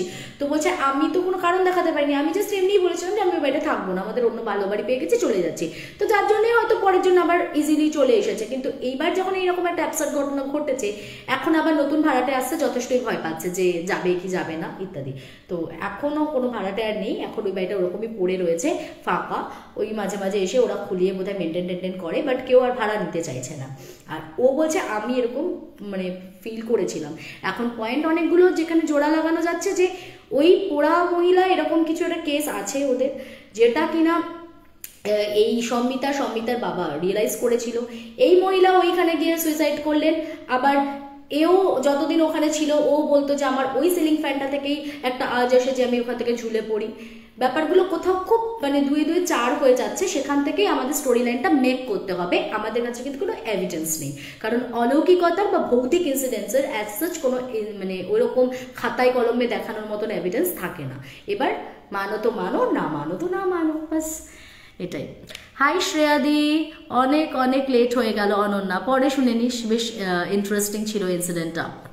আচ্ছা, কে লিখছে? সঞ্চিতা মজুমদার লিখছে খুব স্পুকি স্টোরি। এক্স্যাক্টলি, দুজন মহিলার জন্যই খুব খারাপ লাগছে। এক্স্যাক্টলি লিখছে সুরজিৎ সমাদ্দার। তনুশ্রী ভট্টাচার্য লিখছে কি সাংঘাতিক ঘটনা, you are looking different today, লিখছে Bhaskar. Okay, thank you Bhaskar Chakraborty. আচ্ছা, তো এটা হলো আমার আজকের ফার্স্ট স্টোরি। কটা বাজে দেখি, তারপরে আস্তে আস্তে আমি স্টোরিগুলো এগোচ্ছি। এরপর নেক্সট একটা হোটেলের স্টোরি বলছি, অ্যান্ড এই স্টোরিটা আমাকে পুরো গায়ে এমন একটা কিরকিরে ফিলিং দিয়েছে না, থ্যাংক ইউ। এটা আমাকে বর্ণা শেয়ার করেছে। আজকে প্রত্যেকটা ঘটনায় প্রচণ্ড ভয়ের। আর সেকেন্ড চ্যানেলে যেটা বলবো সেটা শুনে আজকে রাত্রে যদি ঘুমোতে পারো তোমরা, তাহলে আমাকে বলবে যে আমরা খুব সাহসী, ঠিক আছে? আচ্ছা, নেক্সট স্টোরিতে আমি যাচ্ছি, দাঁড়াও। আচ্ছা, নেক্সট যে স্টোরিটা বলবো সেটা হলো, তাহলে আগে হোটেলেরটা বলি, তারপর হস্টেলের স্টোরিটা বলছি। এরপরে যে ঘটনাটা সেটা আমাকে পাঠিয়েছে হচ্ছে, দাঁড়াও 1 মিনিট, এটা আমাকে পাঠিয়েছে বর্ণা কর্মকার। বর্ণারা আজ থেকে মাসখানেক আগের ঘটনা, এটা একদম রিসেন্ট পাস্টের ঘটনা। ওরা মাসখানেক আগে দার্জিলিং গেছিল। এবার কে কে গেছিল একটু বলি। দার্জিলিংয়ে গেছিল ওর এক ফ্রেন্ড, মানে ওর ফ্রেন্ডের হাজব্যান্ড, আর ওর দিদি জামাইবাবু, তার 2টো বাচ্চা, আর দিদির মানে জামাইবাবুর কোনো একটা বন্ধু, তার রিসেন্ট বিয়ে হয়েছে, তো তার নতুন বউকে নিয়ে সে ওদেরকে জয়েন করেছে। মানে ওরা একটা ইয়াং কাপল, একটা একদম মানে নতুন বিয়ে হওয়া একটা কাপল। তো ওই একটা কাপল, এবার বুঝতেই পারছো যে বর্ণার দিদির জামাইবাবুর বন্ধু। তো সেই অর্থে এদের সাথে ডাইরেক্ট লিঙ্ক না থাকার কারণে খুব যে তাদের সাথে পূর্ব পরিচিত তা কিন্তু নয়। মানে এখানে ঘুরতে যাওয়ার পারপাসে এসে তাদের সঙ্গে তাদের পরিচিতিটা ঘটেছে। আর এই বাকি যে আর একটা ফ্রেন্ড ছিল, আর দিদি জামাইবাবুর সাথে 2টো বাচ্চা গেছে, এরা সবাই নিজেদের মধ্যে অনেক আগে থেকেই জান পেহচান আছে, তো এদের মধ্যে খুব ভালো বন্ডিং, সবাই মিলে একসাথে প্ল্যান করে কি দার্জিলিং যাবে। তো ওই কাপলটা ওদেরকে জয়েন করে নেয়। এবার ঘটনাটা যেটা ঘটে যে ওরা যেদিনকে গেল, গিয়ে ওরা একটা রিসর্টে চেক ইন করে। বলছে রিসর্টটা খুব সুন্দর, একটু অফবিট এরিয়াতে। আমি এক্স্যাক্ট এরিয়াটার নামটা ও আমাকে বলেনি, তো আমি জানি না, ও আমাকে অ্যাভয়েড করে গেল, মানে রিসর্টের নামটাও বললো না, বললো একটু অফবিট ডেস্টিনেশনে বলতে পারো। এখন আমি গিয়ে দেখছি খুব সুন্দর, কিন্তু মানে এরকম থাক থাক থাক থাক করে কাটা, মানে পাহাড়ের গায়ে যেরকম ধাপ কেটে কেটে করা থাকে না কটেজগুলো, ওরকম টাইপের ধাপ কেটে কেটে 2টো করে কটেজ করা পাশাপাশি। তো এবার যেহেতু একটা দিদি জামাইবাবুর সাথে 2টো বাচ্চা আছে, তো ওরা কি করলো, একটু স্পেশিয়াস একটা বড় রুম ছিল, সেই রুমটাতে ওরা দুজন চলে গেল। আর নিচের দিকের 2টো কটেজ ছিল, যে কটেজগুলো একটু ছোট ছোট টাইপের। তো ওরা বললো আমরা ওই পাশাপাশি কটেজ 2টোতে আমরা চলে গেলাম। একটাতে বর্ণার হাজবেন্ড, আর একটাতে ওই যে নতুন কাপলটা এসেছিল ওরা। আর দিদি জামাইবাবু আর 2টো বাচ্চা আরেকটা বড় কটেজ ছিল, ওটাতে চলে গেছে। আর আরেকটা কটেজ, ওটা বোধহয় দিদি জামাইবাবুরও ওপরে একটা কটেজ ছিল, সেটাতে ওই আরেকটা যে ফ্রেন্ডের ফ্যামিলি গেছে ওরা গেছে। তো এইভাবে ওরা স্প্লিট হয়ে গেছে। এখন প্রথম যে ঘটনাটা খুব স্ট্রাইক করে ওকে, সেটা হচ্ছে বর্ণা বলছে আমরা চেক ইন করে ঢুকলাম, ঢোকার পর আমার যে বান্ধবী, মানে ওর যার একটা ফ্রেন্ড গেছে, ওর ফ্রেন্ডটা ওর রুমে বসেছিল। দিদি জামাইবাবু ওরা চলে গেছে, বাচ্চাগুলোকে রুমে নিয়ে গিয়ে ফ্রেশ করাচ্ছে। আর ওই নতুন কাপলটা তো বললাম ওদেরকে তো সেইভাবে চেনেই না, তো ওরা ওদের রুমে চলে গেছে। বাকি আরেকটা যে ফ্রেন্ড আছে ওর, সেই ফ্রেন্ডটা মানে মেয়েটা ওর রুমে বসেছিল। ওর হাজব্যান্ড আর বর্ণার হাজব্যান্ড দুজনে বোধহয় বেরিয়ে বাইরে একটুখানি কোথাও গেছে, যে লাঞ্চ বাঞ্চ কোথায় করবে সবটা অ্যারেঞ্জ করবে, তাই জন্য। এখন বর্ণা বলছে আমি ওয়াশরুমে ভেতরে গেছি, গিয়ে আমি এরকম শ্যাম্পু করব বা একটুখানি নিজে ফ্রেশ হবো, স্নান টান করবো। তো আমি ওকে বলছি কিরে তুই তাহলে বাইরে বসে আছিস, তো আমি তাহলে একটু ভেতর থেকে স্নান করি, তো গল্প করতে করতে স্নানটা হয়ে যাবে। তো বলছে হ্যাঁ ঠিক আছে আমি বাইরে আছি, তো কোনো চাপ নেই তুই যা। ও গেছে, গিয়ে বাইরে বোধহয় মেয়েটা বসে বসে কিছু মোবাইল দেখছিল বা কিছু, হঠাৎ করে একটা বেশ জোরে দাম করে দরজা বন্ধের আওয়াজ পেল। তা ও ভেতর থেকে তখন ডাক নিল যে কিরে তুই কি চলে গেলি। তখন না মানে ভেতর থেকে ও উত্তর দিল যে না না আমি তো যাইনি, আমি এখানেই বসে আছি। তো এবার ও ওর মতো শ্যাম্পু করছে, বলছে আমি নানান রকম কথা বলে যাচ্ছি, গল্প করে যাচ্ছি, আর ও ওপাশ থেকে বলছে হুম হুম হুম হুম, মানে খুব একটা কথা বলছে না, উত্তর দিচ্ছে না, কিন্তু তুই মনে আছে এই ঘটনাটা, এই মনে আছে আমরা আগের ট্রিপটা ওরকম ছিল, ওটা কত ভালো ছিল না, হুম হুম হুম হুম, মানে এরকম বলছে। তো ও ভেতর থেকে বলছে কি হু হু করে যাচ্ছিস, আরে বল কথা তো বল, তো কোনো কথার উত্তর দিচ্ছে না। তো তাড়াতাড়ি করে বেরিয়ে এসছে, বেরিয়ে আসার পর বাইরে এসে দেখছে কেউ নেই। তো ওনা সাডেনলি ভাবছে যে এতক্ষণ ধরে তো উত্তর দিচ্ছিল, ইভেন আমি জাস্ট বেরোনোর আগেও উত্তর দিল, তাহলে কোথায় গেল?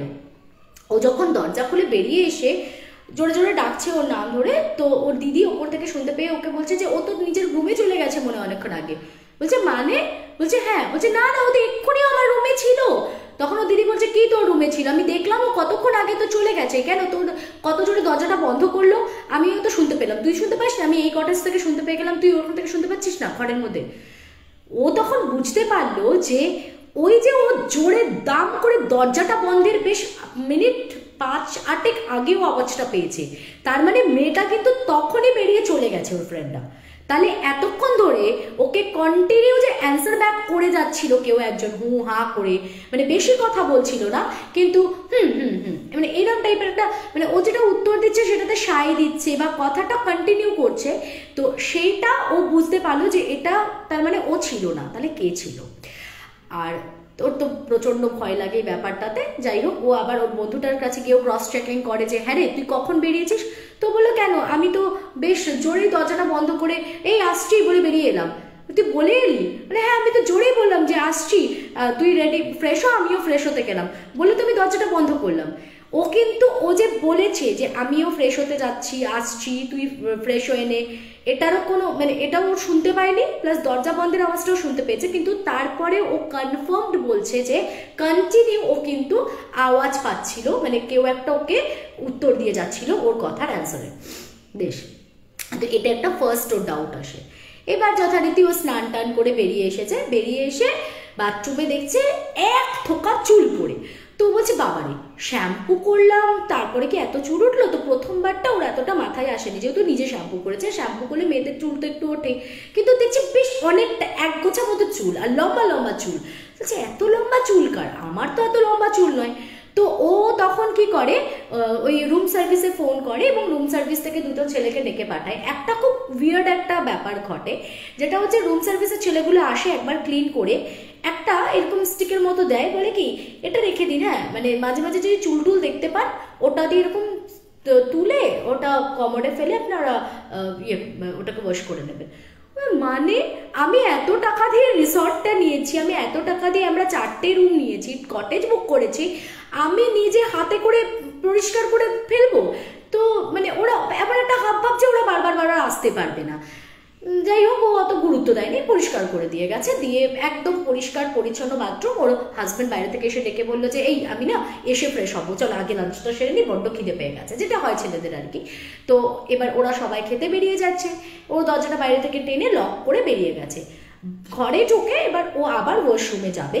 আবার যখন ও ওয়াশরুম গেছে দেখছে ওই একই রকম না, মানে যেটা ওই মুখটা থাকে না নালার, ওই মুখটাতে ওখানে এক থোকা চুল জমে আছে।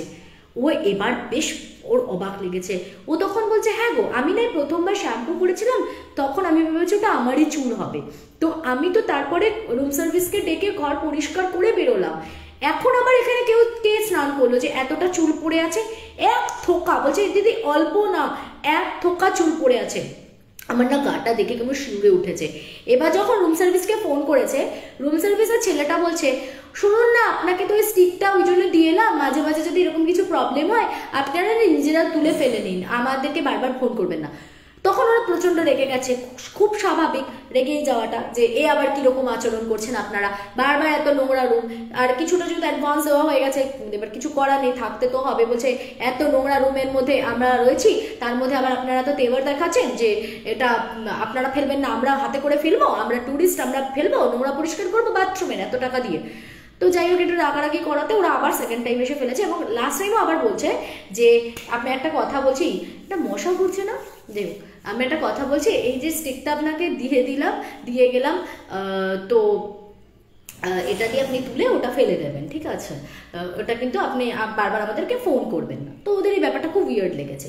এইবার সন্ধ্যেবেলা ওরা সবাই মিলে একসাথে বেরোতে যাবে, সবাই রেডি টেডি হয়ে গেছে, 3টে ফ্যামিলি বেরিয়ে গেছে। ওই যে নতুন ইয়াং কাপলটা, হঠাৎ করে ওরা দেখছে খুব চিৎকার চেঁচামেচি একটুখানি ওদের ঘরের থেকে আসছে। তো স্বাভাবিকভাবে ওরা নক করতে ওরা বেরিয়ে এসে দেখছে যে ছেলেটার আর মেয়েটার মধ্যে চূড়ান্ত অশান্তি হচ্ছে। কি নিয়ে অশান্তি হচ্ছে না, মেয়েটারও ওই সেম বক্তব্য যে এরকম প্রচন্ড চুল পড়ে থাকছে বাথরুমে, বারবার মেয়েটা নাকি ওরকম জল ঢেলে ঢেলে পরিষ্কার করছে।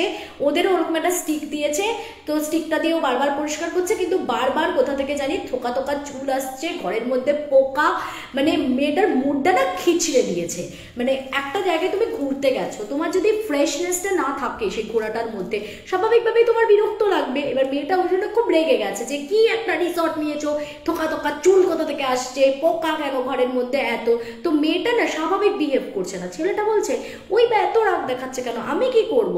তো আমি তো যতবার রুম সার্ভিসকে পসিবল ডাকছি, ওরাও বারবার আসতে চাইছে না, কি করি বলতো, এত রাগ দেখাচ্ছে। তো ওদের মধ্যে না ওই করতে করতে মনে হয় মানে এমন হয়ে গেছে, মেয়েটা হয়তো এত রুড বিহেভ করে ফেলেছে ছেলেটার ওপর যে ছেলেটা ওকে রেগে মেগে বোধহয় একটা চড়থাপ্পড় লাগিয়ে দিয়েছে। স্বাভাবিকভাবে এরা সবাই বলছে না এটা তুই ঠিক করিস নি, মিনি কান্না কাটি। তো এবার ওরা বললো না আমরা এখন আর বেরোবো না।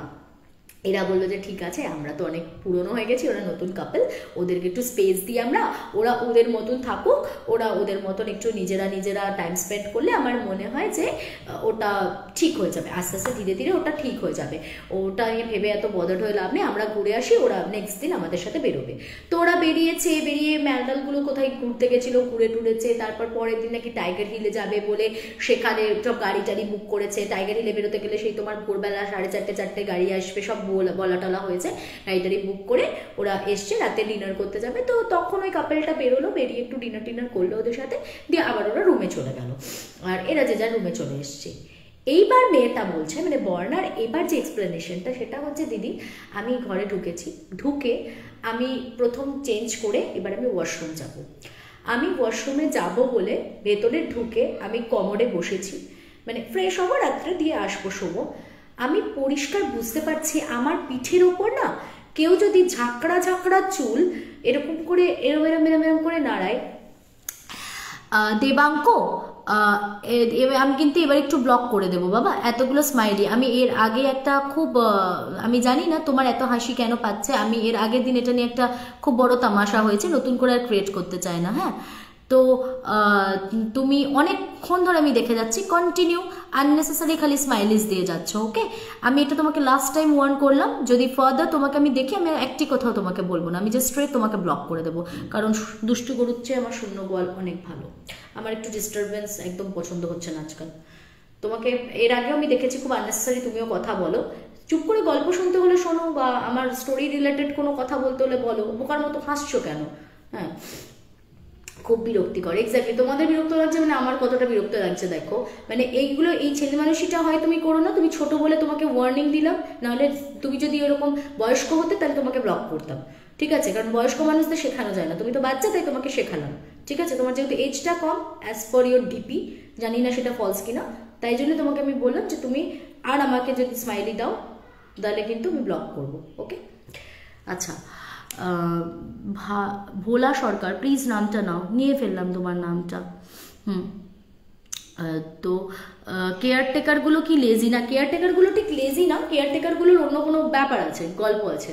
যাই হোক, তো এবার এটা হলো। তো ও বলছে আমি যখন ফ্রেশ হতে বসেছি আমি কন্টিনিউ ফিল করছি, কোমরে বসেছি তো আমার পিঠের ওপর যদি দেখবে, আমাদের পিছে দেখবে একটা চুল যদি একটা চুলও যদি পড়ে শুশু করে, তুমি এমনি চুল ছেড়ে রাখো, অনেকগুলো চুল একসাথে থাকলো, তখন কিন্তু এই প্রবলেমটা হয় না।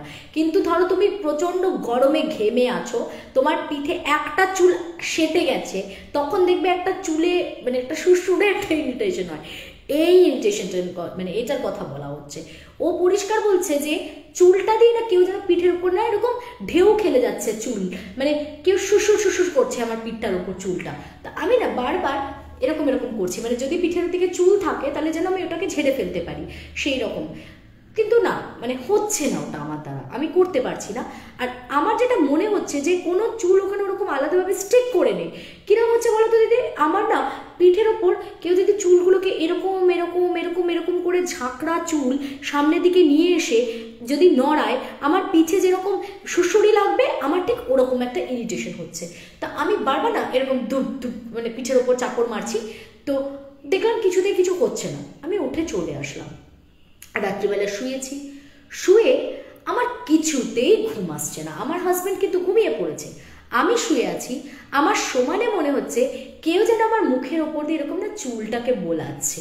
চুল কিন্তু, কেননা চুলেরই ফিলিংস ওটা, একটা সুরসুরি লাগে না আমাদের চুল, যদি কেউ চুলের ডগাগুলো নিয়ে দেখবে কাউকে একটু হাতের মধ্যে এরকম এরকম করবে তো কেমন একটা সুরসুরি লাগে, যেরকম ওরকম একটা অদ্ভুত রকম সুরসুরি লাগছে চুলে, পিঠে বা দেখবে মুখের ওপরে কেউ যদি চুল বোলায় একটা যেরকম ইরিটেশন হবে আমাদের। বলছে আমার কন্টিনিউ, আমি এপাশ করছি ওপাশ করছি, আমি না এপাশে ঘুরছি খালি মনে হচ্ছে আমার কানের মধ্যে এরকম হচ্ছে, আমি আবার সোজা হয়ে শুচ্ছে আমার মনে হচ্ছে মুখের ওপরে কেউ যেন না সুরসুরি দিচ্ছে, মানে সুরসুরি কিন্তু আঙ্গুলের টাচ নয় বা স্পর্শ নয় কোনো, আমি বুঝতে পারছি কেউ যদি চুল সামনের দিকে এরকম নিয়ে এসে তার মুখের ওপরে এইভাবে বোলায় তাহলে যেরকম একটা ফিলিংস হবে সেরকম একটা অদ্ভুত রকম ফিলিংস, মানে চুলটা কেউ মুখের ওপরে এরকম যেন বোলাচ্ছে। তো ওর কিছুতেই ঘুম আসছে না, ও উঠে বসে। এইবার উঠে বসে ও এদিক ওদিক চাইছে, হঠাৎ মানে ওদের রুমটা আর ওদের পাশের কটেজের ওই রুমের মাঝে ওয়ালটা কিন্তু কমন ওয়াল, ঠিক আছে, মানে ওদের কিন্তু দুটো রুম। কিরকম বলবো, কেউ ড্রিম হার্টে গেছো, ড্রিম হার্ট যে রিসর্টটা আছে এখানে মন্দারমানিতে, ওখানে ওদের কটেজগুলো দেখবে একটা ওয়াল দিয়ে শুধু দুটো রুম আলাদা করা আছে, মানে দুটো রুম এক্সিকিউটিভ কটেজগুলো, ওগুলো তোমার দুটো রুম ওই মাঝখানে ওয়াল দিয়ে সেপারেট করা, মানে কটেজগুলো কিন্তু ইটসেলফ দুটো আলাদা নয়। তো ওরকমই ব্যাপারটা কিছুটা, যে কটেজ দুটো মানে দুটো সেপারেট দুদিকে, কিন্তু তোমার মাঝখানের একটা ওয়াল কিন্তু কমন। তো ওই ওয়ালটাতে ওপাশ থেকে মানে ওদের রুম থেকে মনে হচ্ছে ধুপ ধুপ ধুপ ধুপ একটা আওয়াজ আসছে। এবার ওরা রীতিমতো প্রচণ্ড ভয় পেয়ে যায় এবং মানে ওরা ভাবছে যে কি হচ্ছে, তাহলে কি ওদের মধ্যে সন্ধ্যেবেলাতেও গন্ডগোল হচ্ছিল, ওরা কি মারামারি করছে নাকি ওদের মধ্যে কোনো বিশাল ঝামেলা লাগলো। তো বরটা বলছে এই উঠে গিয়ে দেখবো, আবার ভাবছে যে না না কি আবার বলবে, এই ভাবতে ভাবতেই হঠাৎ করে ওদের দরজাতে নক হচ্ছে। ওরা তাড়াতাড়ি উঠে গিয়ে দরজা খুলতে দেখছে পাশের ঘর থেকে দুজন রীতিমতো কাঁপতে কাঁপতে উঠে এসছে ওদের ঘরে, দিয়ে বলছে যে আমাদেরকে একটুখানি থাকতে দাও। বলছে থাকতে দাও মানে কি হলো, তখন বলছে যে না তোমরা ঢুকতে দাও আগে। তো ঢুকে এসছে, দিয়ে বলছে কি তোমরা কোনো আওয়াজ পেয়েছো, বলছে হ্যাঁ কেন বলতো। তখন বলছে এক তো সারা রাত্রি ওরাও একদম শুতে পারেনি, প্রথমত মেয়েটারই ওই ঘরেরও মেয়েটার ওই সেম প্রবলেম, মানে যে প্রবলেমটা বর্ণা ফেস করছিল ওই মেয়েটাও সেম প্রবলেম ফেস করেছে, খালি মনে হচ্ছে ওর মুখের ওপরে কেউ যেন চুল বোলাচ্ছে, কেউ যেন চুল দিয়ে সমানে সুড়সুড়ি দিচ্ছে, যে ঠিক বর্ণা যে ফিলিংসটা এসছে। আর তারপরে মেয়েটার পুরো শরীরটা নাকি পুরো বোবায় ধরার মতন এরকম ফ্রিজ হয়ে গেছিল মেয়েটার এক্সপ্লেনেশন ওয়াইজ। ও নিজে নাকি একটা জিনিস দেখেছে, মানে সেটা কিন্তু ছেলেটা দেখতে পায়নি, ওই মেয়েটাই দেখতে পেয়েছে, ছেলেটা কিন্তু দেখতে পায়নি, শুধু মেয়েটা দেখতে পেয়েছে যে একটা মেয়ে যার নাকি পুরো হোয়াইট কালারের ড্রেস পরা, ঝাঁকড়া ঝাঁকড়া চুল, চুলটা দিয়ে পুরো ফেসটা কভার্ড, ফেস কিছু দেখা যাচ্ছে না, মানে চুলটা যদি সামনের দিকে নিয়ে আসে ঝাঁকড়া চুলে মুখটা পুরো কভার্ড হয়ে যাবে না, অমনি পুরো ফেসটা কভার্ড, সেটা ওই মাঝের ওয়ালটাতে কেউ যেন ধুম ধুপ ধুপ ধুপ করে মাথাটা ঠুকছে।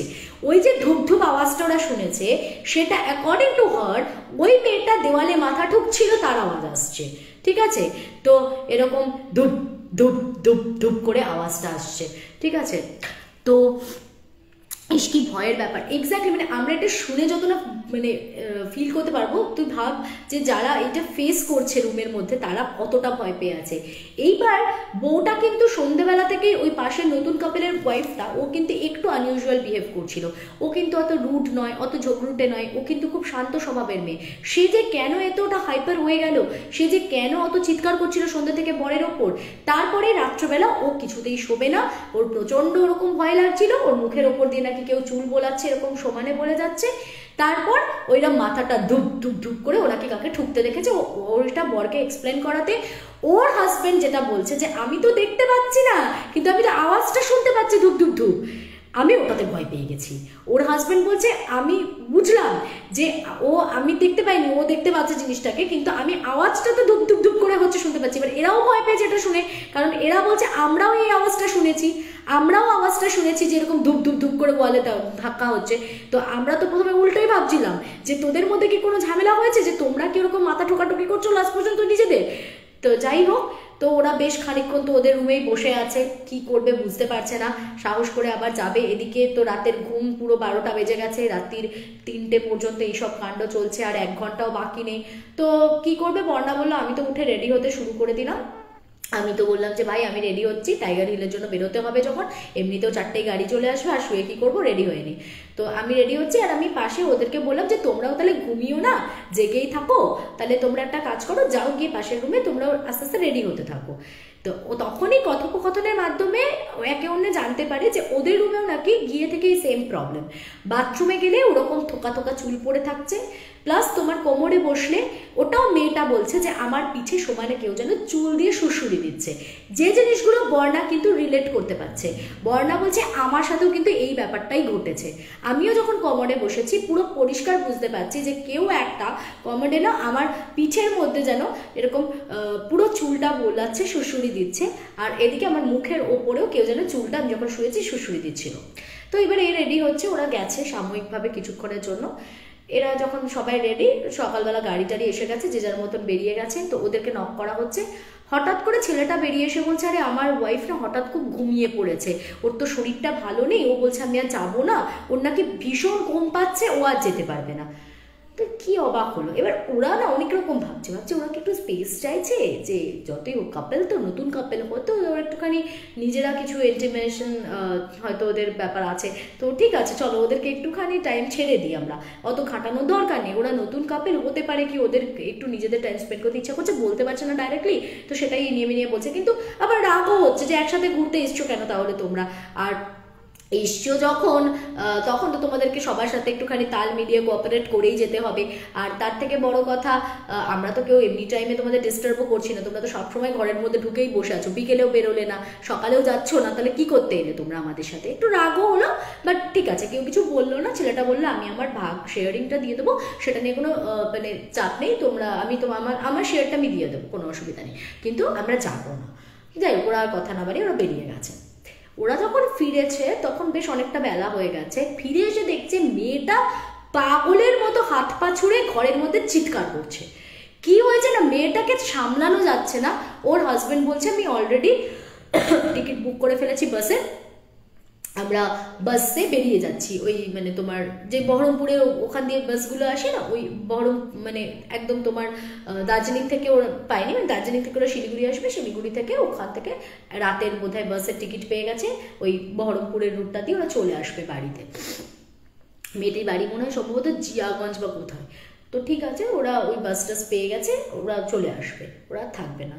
আর মেয়েটার কন্ডিশনটা হচ্ছে, মেয়েটা এরকম পাগলের মতো হাত পা ছুটছে, আর খালি এরকম মাথাটাকে সেই ঝাঁকাচ্ছে পাগলের মতো, আর খালি বলছে আমাকে এখানে রাখলে আমি বাঁচবো না, আমাকে এখানে রাখলে আমি বাঁচবো না, আমি কিন্তু মরে যাবো, আমি কিন্তু মরে যাবো, আমাকে এক্ষুনি নিয়ে চলো, আমাকে এক্ষুনি বাড়ি নিয়ে চলো, এখানে থাকলে আমি বাঁচবো না গো, এখানে থাকলে ও আমায় মেরে ফেলবে, এখানে থাকলে আমি বাঁচবো না, ও আমায় মেরে ফেলবে। তো বরটা ওর এই রূপ দেখে প্রচণ্ড ভয় পেয়ে গেছে, এবং বরটা বলছে যে না আমি আর ওকে রিস্ক নেবো না, আমি রাখবো না, আমরা বেরিয়ে যাচ্ছি। তো ওরা বেরিয়ে যায়। কি যে ওর হয়েছিল জানি না, পরে ফোন টোন করা যখন মানে শুনছে যে রাস্তায় বেরিয়ে ও কিন্তু একদম নর্মাল হয়ে গেছিল, তবে ওর খুব শরীরটা খারাপ হয়েছিল, ও বাড়ি ফিরেও তারপর মাসখানেক মতন নাকি খুব অসুস্থ ছিল, কিন্তু আর কিছু ওর সাথে ঘটেনি অ্যাজ সাচ। এবার যেটা হলো, স্বাভাবিকভাবে বাকিরা ভয় পেতে শুরু করলো। তো বর্ণার বিশেষ করে প্রচন্ড ভয় লাগছিল, তো ও বলছে যে চলো আমরাও তাহলে শিফট করে যাই নাকি, মানে আর কিন্তু যে দুটো রুম ছিল, মানে ওই দিদিদের রুমটা আর একটা ফ্রেন্ডের রুমটা, ওই রুম দুটোতে কিন্তু কোনো এই সমস্ত সমস্যা ছিল না। যা প্রবলেম কিন্তু এই নিচের কটেজ দুটোতেই, দুদিকে দুটো কটেজেই হচ্ছিল। তো ওইবার ওরা বলছে তাহলে কি করবো, তাহলে কি চলে যাব আমরা, কি অন্য কোথাও চলে যাব। তো তখন দিদিটা বলছে যে তুই আয় না আমাদের এখানে থেকে যে আজকে রাতটা কোনোভাবে কাটিয়ে নি, কারণ এমনিতে আমরা কালকে চেক আউট করে বেরিয়েই যাচ্ছি, তো শুধু শুধু আর একটা রাতের জন্য আবার কোথায় যাব, আবার কোথায় চেক ইন করবো, আর আমাদের অ্যাডভান্স পেমেন্ট করা হয়ে গেছে না, ইভেন আমাদের আরেকটা রুমেরও এক্সট্রা পেমেন্ট করা আছে অ্যাডভান্স, মানে ওরা তো চলে গেল তাই ওদেরও রুমের অ্যাডভান্স দেওয়া ছিল, ঠিক আছে, ইন্ডিভিজুয়াল অ্যাডভান্স করা ছিল সবার, তো কি ওদের সিস্টেম ছিল আমি জানি না, বাট ওরা তো চলেই গেল, ওদেরটা তো এমনি লস হয়ে যাচ্ছে, আর ওদিনের রুম ফেয়ারটা ওদেরকে পুরো দিতেই হয়েছিল, ওই যেহেতু ওদের আগে থেকে 3 দিনের বুকিং ছিল, তো 3 দিনেরটাই ওদেরকে পে করতে হয়েছিল প্রবাবলি, 3 দিন বা 2 দিনে যা ওদের বুকিং ছিল। তো বলছে এক তো বুকিং হয়ে গেছে, এরকমভাবে তো এখন যাওয়া যাবে না, তখন কি করবে, বাধ্য ওরা থেকে যায়, তো ওরা মোটামুটি পুরো দিনটাই এই এদের রুমেই কাটিয়ে দিয়েছে, আর ওই রুমটাতে সেরম বিশেষ যাইনি সেদিনকে, শুধু একটু মাঝে সাঝে দুপুরে একবার শুতে গেছিল, তখন ওই সেম প্রবলেম হচ্ছিল বলে ও আর বেশিক্ষণ থাকেনি, মানে ও থাকছিল না বেশিক্ষণ ওই রুমটাতে, আর বারবার চলে আসছিল। তা রাত্রেবেলাতেও ও বললো যে না আমি আমার দিদিদের সাথে গিয়ে শুয়ে পড়ি, আমার রাতে এখানে শুলে ঘুম হবে না, অসম্ভব ব্যাপার, আমি এখানে শুতে পারবো না, তো ও দিদিদের ঘরে চলে আসে। তো ছেলেটি ওর হাজব্যান্ড বলে যে না ঠিক আছে আমি একটুখানি এই রুমেই রিল্যাক্স করে শুই, কারণ আমার দিদি জামাইবাবু দুটো বাচ্চা আছে, আবার আমিও গিয়ে ঢুকলে একটা বাজে ব্যাপার, তোমার ভয় লাগছে তা তুমি চলে যাও, আমার তো কোনো প্রবলেম হচ্ছে না রুমে, আমি এখানে শুই। বলছে দিদি ওই রুমটা যে শুচ্ছে আমার তখনই না মাথার মধ্যে না খুব বারবার আসছে এটা, যে এটা খুব বাজে একটা ইনটিউশন যে কিছু খারাপ হবে না তোর সাথে, ও কেন এখানে শুতে যাচ্ছে শুধু শুধু। কি হলো, ও নাকি রাত্রিবেলা বাথরুমে উঠেছে, রাত্রেবেলা বাথরুম যাবে বলে উঠেও বাথরুম করতে গিয়ে হঠাৎ মাঝরাতে বিশাল চিৎকার ওই রুম থেকে, সবাই দৌড়ে গিয়ে দেখে ও এমনভাবে বাথরুমের ফ্লোরের মধ্যে পড়ে গেছে, ওর বাঁ হাতটা ভেঙে গেছে, মানে পুরো ভেঙেই গেছে। ওই রাত্রেবেলা সেই পুলিশ বলছি সরি হোটেলে ওখানে ফোন করলো রিসেপশনে, ওখান থেকে তোমার ওদের গাড়ি পাঠালো, গাড়িতে সঙ্গে সঙ্গে ওকে ওই বোধহয় এমার্জেন্সি ওদের ওখানে, তাও যে ওখানে আর কোথায় বলো না ভালো কি মেডিকেল ফ্যাসিলিটিস আছে, তবু সেই রাত্রে নিয়ে যাওয়া হলো, সে ব্যথায় যন্ত্রণায় সে ছটফট করছে, থাকতে পারছে না, প্লাস্টার করে কোনো মতে ওই অবস্থাতে আস্তে আস্তে ওরা বাড়ি ফেরে, মানে পরের দিনই একদম পত্রপাঠ ব্যাগটা গুছিয়ে ওরা বাড়ি ফেরে। তো এইটা বর্ণা আমাকে বলছে যে আমি জানি না এটা এতটা কি করে কাকতালীয় তোমাদের মনে হতে পারে, কিন্তু বিশ্বাস করো আমি যখন ওকে বারবার বলছি তুমি চলে চলো আমার সাথে, চলো দিদির রুমে গিয়ে শুয়ে পড়ি, দরকার নেই, বা ওই ফ্রেন্ডার রুমে গিয়ে শুয়ে পড়ি, ওই ফ্রেন্ডটা নেই ঠিক আছে এটা কাপল, দিদির রুমে তো বাচ্চারা আছে সবাই আছে কোনো অসুবিধা নেই, বা দিদিও বারবার ডাকছিল, ও যে কেন ওই রুমটাই শুলো, আমার বারবার এটা একটা ফিল আসছিল যে ওই রুমটাই শুলে কিছু একটা গড়বড় কিন্তু হবে। আর সত্যিই দেখো মাঝরাতে ও যখন ওয়াশরুমে গেল ও কিন্তু কিছু দেখেনি বা ও ভয় পায়নি, কিন্তু ও পড়ে গিয়ে ওর বাঁ হাতটা ভেঙে গেল, এমন বেকায়দায় পড়লো, বাথরুমে পড়ে কার একদম হাত পা ভেঙে যায়, মানে কতটা বেকায়দায় পড়লে সেটা ভাঙে তাই না। তো যাই হোক বলে সেই একটা ট্যুর আমাদের মনে থাকবে বাবা, এইরকম মেমোরেবল ট্যুর বোধহয় আমরা আর আগে কখনো করিনি, মানে এটা একটা খুব বিটার এক্সপিরিয়েন্স আমাদের সবার। তো আমরা তারপরে তো চলে আসি, এবং ওই আমার হাজব্যান্ডও ওই হাত নিয়ে অতদিন ভুগলো, তারপর ওই যে নতুন কাপলটা গেছিল ওর বউটাও নাকি প্রায় মাসখানেক ভীষণ অসুস্থ ছিল, আস্তে আস্তে আস্তে আবার সব কিছু ঠিকঠাক হয়। তো এই হচ্ছে মানে এরকম ভয়ানক একটা ঘটনা, এটা বেশি দিন আগের ঘটনা না, ওই ধরো মাস খানেক বা না, ও যখন আমায় গল্পটা পাঠিয়েছিল তখনকার হিসাব অনুযায়ী হয়তো মাস খানেক ছিল, এখন হয়তো ওটা 2-3 মাস হয়ে গেছে হবে, ঠিক আছে, তো ওই 2-3 মাস আগের ঘটনা বললাম আমি, ঠিক আছে। তো আমার এই গল্পটা দারুণ লেগেছিল Barna, thank you so much for sharing, আমি তো দারুণ এক্সাইটেড ছিলাম এই গল্পটা তোমাদেরকে শেয়ার করার জন্য। আচ্ছা 9:23 বাজে, 9:23 বাজে, একটা হস্টেলের স্টোরি আছে আর একটা খুব অদ্ভুত রকমের একটা অভিজ্ঞতা, কিন্তু এই অভিজ্ঞতাটা না খুব স্পুকি, এটা একটু বলি। হ্যাঁ সোহিনী আমায় অনেকবার রিকোয়েস্ট করেছে, যে সোহিনী বলেছে ও শ্রেয়াদি আমার এই স্টোরিটা একটু বলো, তো আমি আজকে আর সোহিনীকে ডিসঅ্যাপয়েন্ট করবো না, আমি সোহিনীর স্টোরিটা একটু বলি। সোহিনীর একটা বন্ধু থেকে ও আমাকে এই স্টোরিটা কালেক্ট করে দিয়েছে। সোহিনীর ওই যে বান্ধবী তার একটা অদ্ভুত প্রবলেম হচ্ছে, মানে এটাও কিন্তু একদম রিসেন্ট হচ্ছে, এবং এটা খুব অদ্ভুত রকমের প্রবলেম। সেটা কি দেখো, মানে ও এই কদিন আগে, মানে আগের বছরের ঘটনা বলছি, প্রবাবলি আমি আগের বছর ও বোধহয় ফাইনাল এক্সাম দিচ্ছিল কলেজের, তো তখন ও যখন ফাইনাল এক্সাম চলছে সেই সময় ওর দিদির শ্বশুরমশাই, ওর দিদির শ্বশুরবাড়ি হচ্ছে ব্যারাকপুরে ওর দিদির শ্বশুরমশাই খুব অসুস্থ হয়ে পড়ে। এমনিতে ওরা মানে ওদের 2 ছেলে আর কি, ওর দিদির হাজব্যান্ড থাকেন হচ্ছে ইউএসএতে, আর ওর ভাই দেওর থাকে হচ্ছে সুইডেনে, তো ওরা দুজনেই বাইরে সেটেলড। একমাত্র বাবা মা থাকতেন। তো শ্বশুরমশাই অসুস্থ হওয়ার পর বাইরে থেকে সব ছেলেটেলেরা চলে এসেছিল, খুবই উনি অসুস্থ ছিলেন। তো স্বাভাবিকভাবেই একটা কথা আমার খুব ভালো লেগেছে, ওর দিদি শ্বশুর বাড়ির সাথে আর মানে ওদের যার কত গল্প আমি বলছি, নামটা আমি নিচ্ছি না, আমি ওর একটা শর্ট নাম দিয়ে দিচ্ছি, প্রভাত। সাপোজ ধরে নিলাম ওর নাম প্রভা, আমার গল্পটা বলতে সুবিধা হবে তাহলে। প্রভাদের এত ভালো একটা রিলেশন না ওদের সাথে, ওদের মানে এইরকম বেয়াই বাড়ির সাথে বেয়াই বাড়ির রিলেশন আজকালকার দিনে খুব বিরল, দেখাই যায় না জানো তো। এত সম্মান করে, মানে এই যে ওর শ্বশুরমশাই অসুস্থ হয়েছে, যেদিন উনি অসুস্থ হয়েছেন সেদিনই প্রভার বাবা কিন্তু ওখানে চলে গেছেন, গিয়ে ওদের ওখানে ছিলেন। প্রভার মা আর প্রভা যেতে পারেননি, কারণ তখন ওদের এক্সামস চলছিল, সেজন্য ও পরীক্ষা দিচ্ছিল বলে যেতে পারেনি। কিন্তু লাস্টের দিকে নাকি এতই তার ক্রিটিক্যাল সিচুয়েশন হয়েছিল, তাকে একদম হসপিটালাইজড করতে হয়, আইসিইউতে ভর্তি ইত্যাদি শুনে প্রভার মাকেও যেতে হয়, প্রভার মাও চলে গেছিলেন। এবং প্রভা সেই সময় জাস্ট ওর আর 2 দিন মাঝখানে ছুটি আছে, তারপর 3rd ডেতে ওর একটা এক্সাম আছে, ওই এক্সামটা শেষ হয়ে গেলে প্রভার মা বলে যে আমি যদি প্রয়োজনীয়তা থাকে তোমার ওখানে যাওয়ার, তাহলে আমি এসে তোমাকে নিয়ে যাব, আর না হলে আমরা চলে আসবো। এই হচ্ছে প্ল্যানিং। তো এমনিতে সচরাচরও একা থাকে না, বাট বড় হয়ে গেছে এখন একা থাকতেও পারে, এমন তো কিছু ব্যাপার নয়, মানে বিপদে আপদে পড়লে তো একার দিন একা থাকতেই হবে। সেই হিসাবে ওর মা বাবা ওর রান্না বান্না সমস্ত গুছিয়ে দিয়ে বেরিয়ে যায়।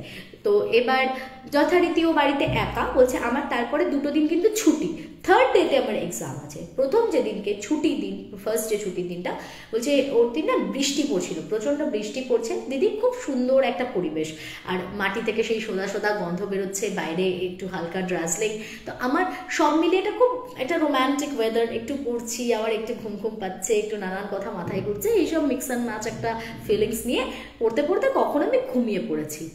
বলছে তুমি বিশ্বাস করবে না, আমাকে কেউ একটা ভীষণ জোরে পেছন থেকে এরকম ধাক্কা মেরে এই ওঠ এরকম ভাবে ডাকলো, ঠিক আছে, এই ওঠ, মানে এরকম বেশ জোরে একটা ধাক্কা মেরে আমাকে তুলে দিল। আমি না হুড়মুড় করে উঠে বসেছি, মানে বেশ রেগে রেগে এই ওঠ এরকম ভাবে, এবং সেটা বেশ একটা বয়স্ক পুরুষ কণ্ঠের মতন।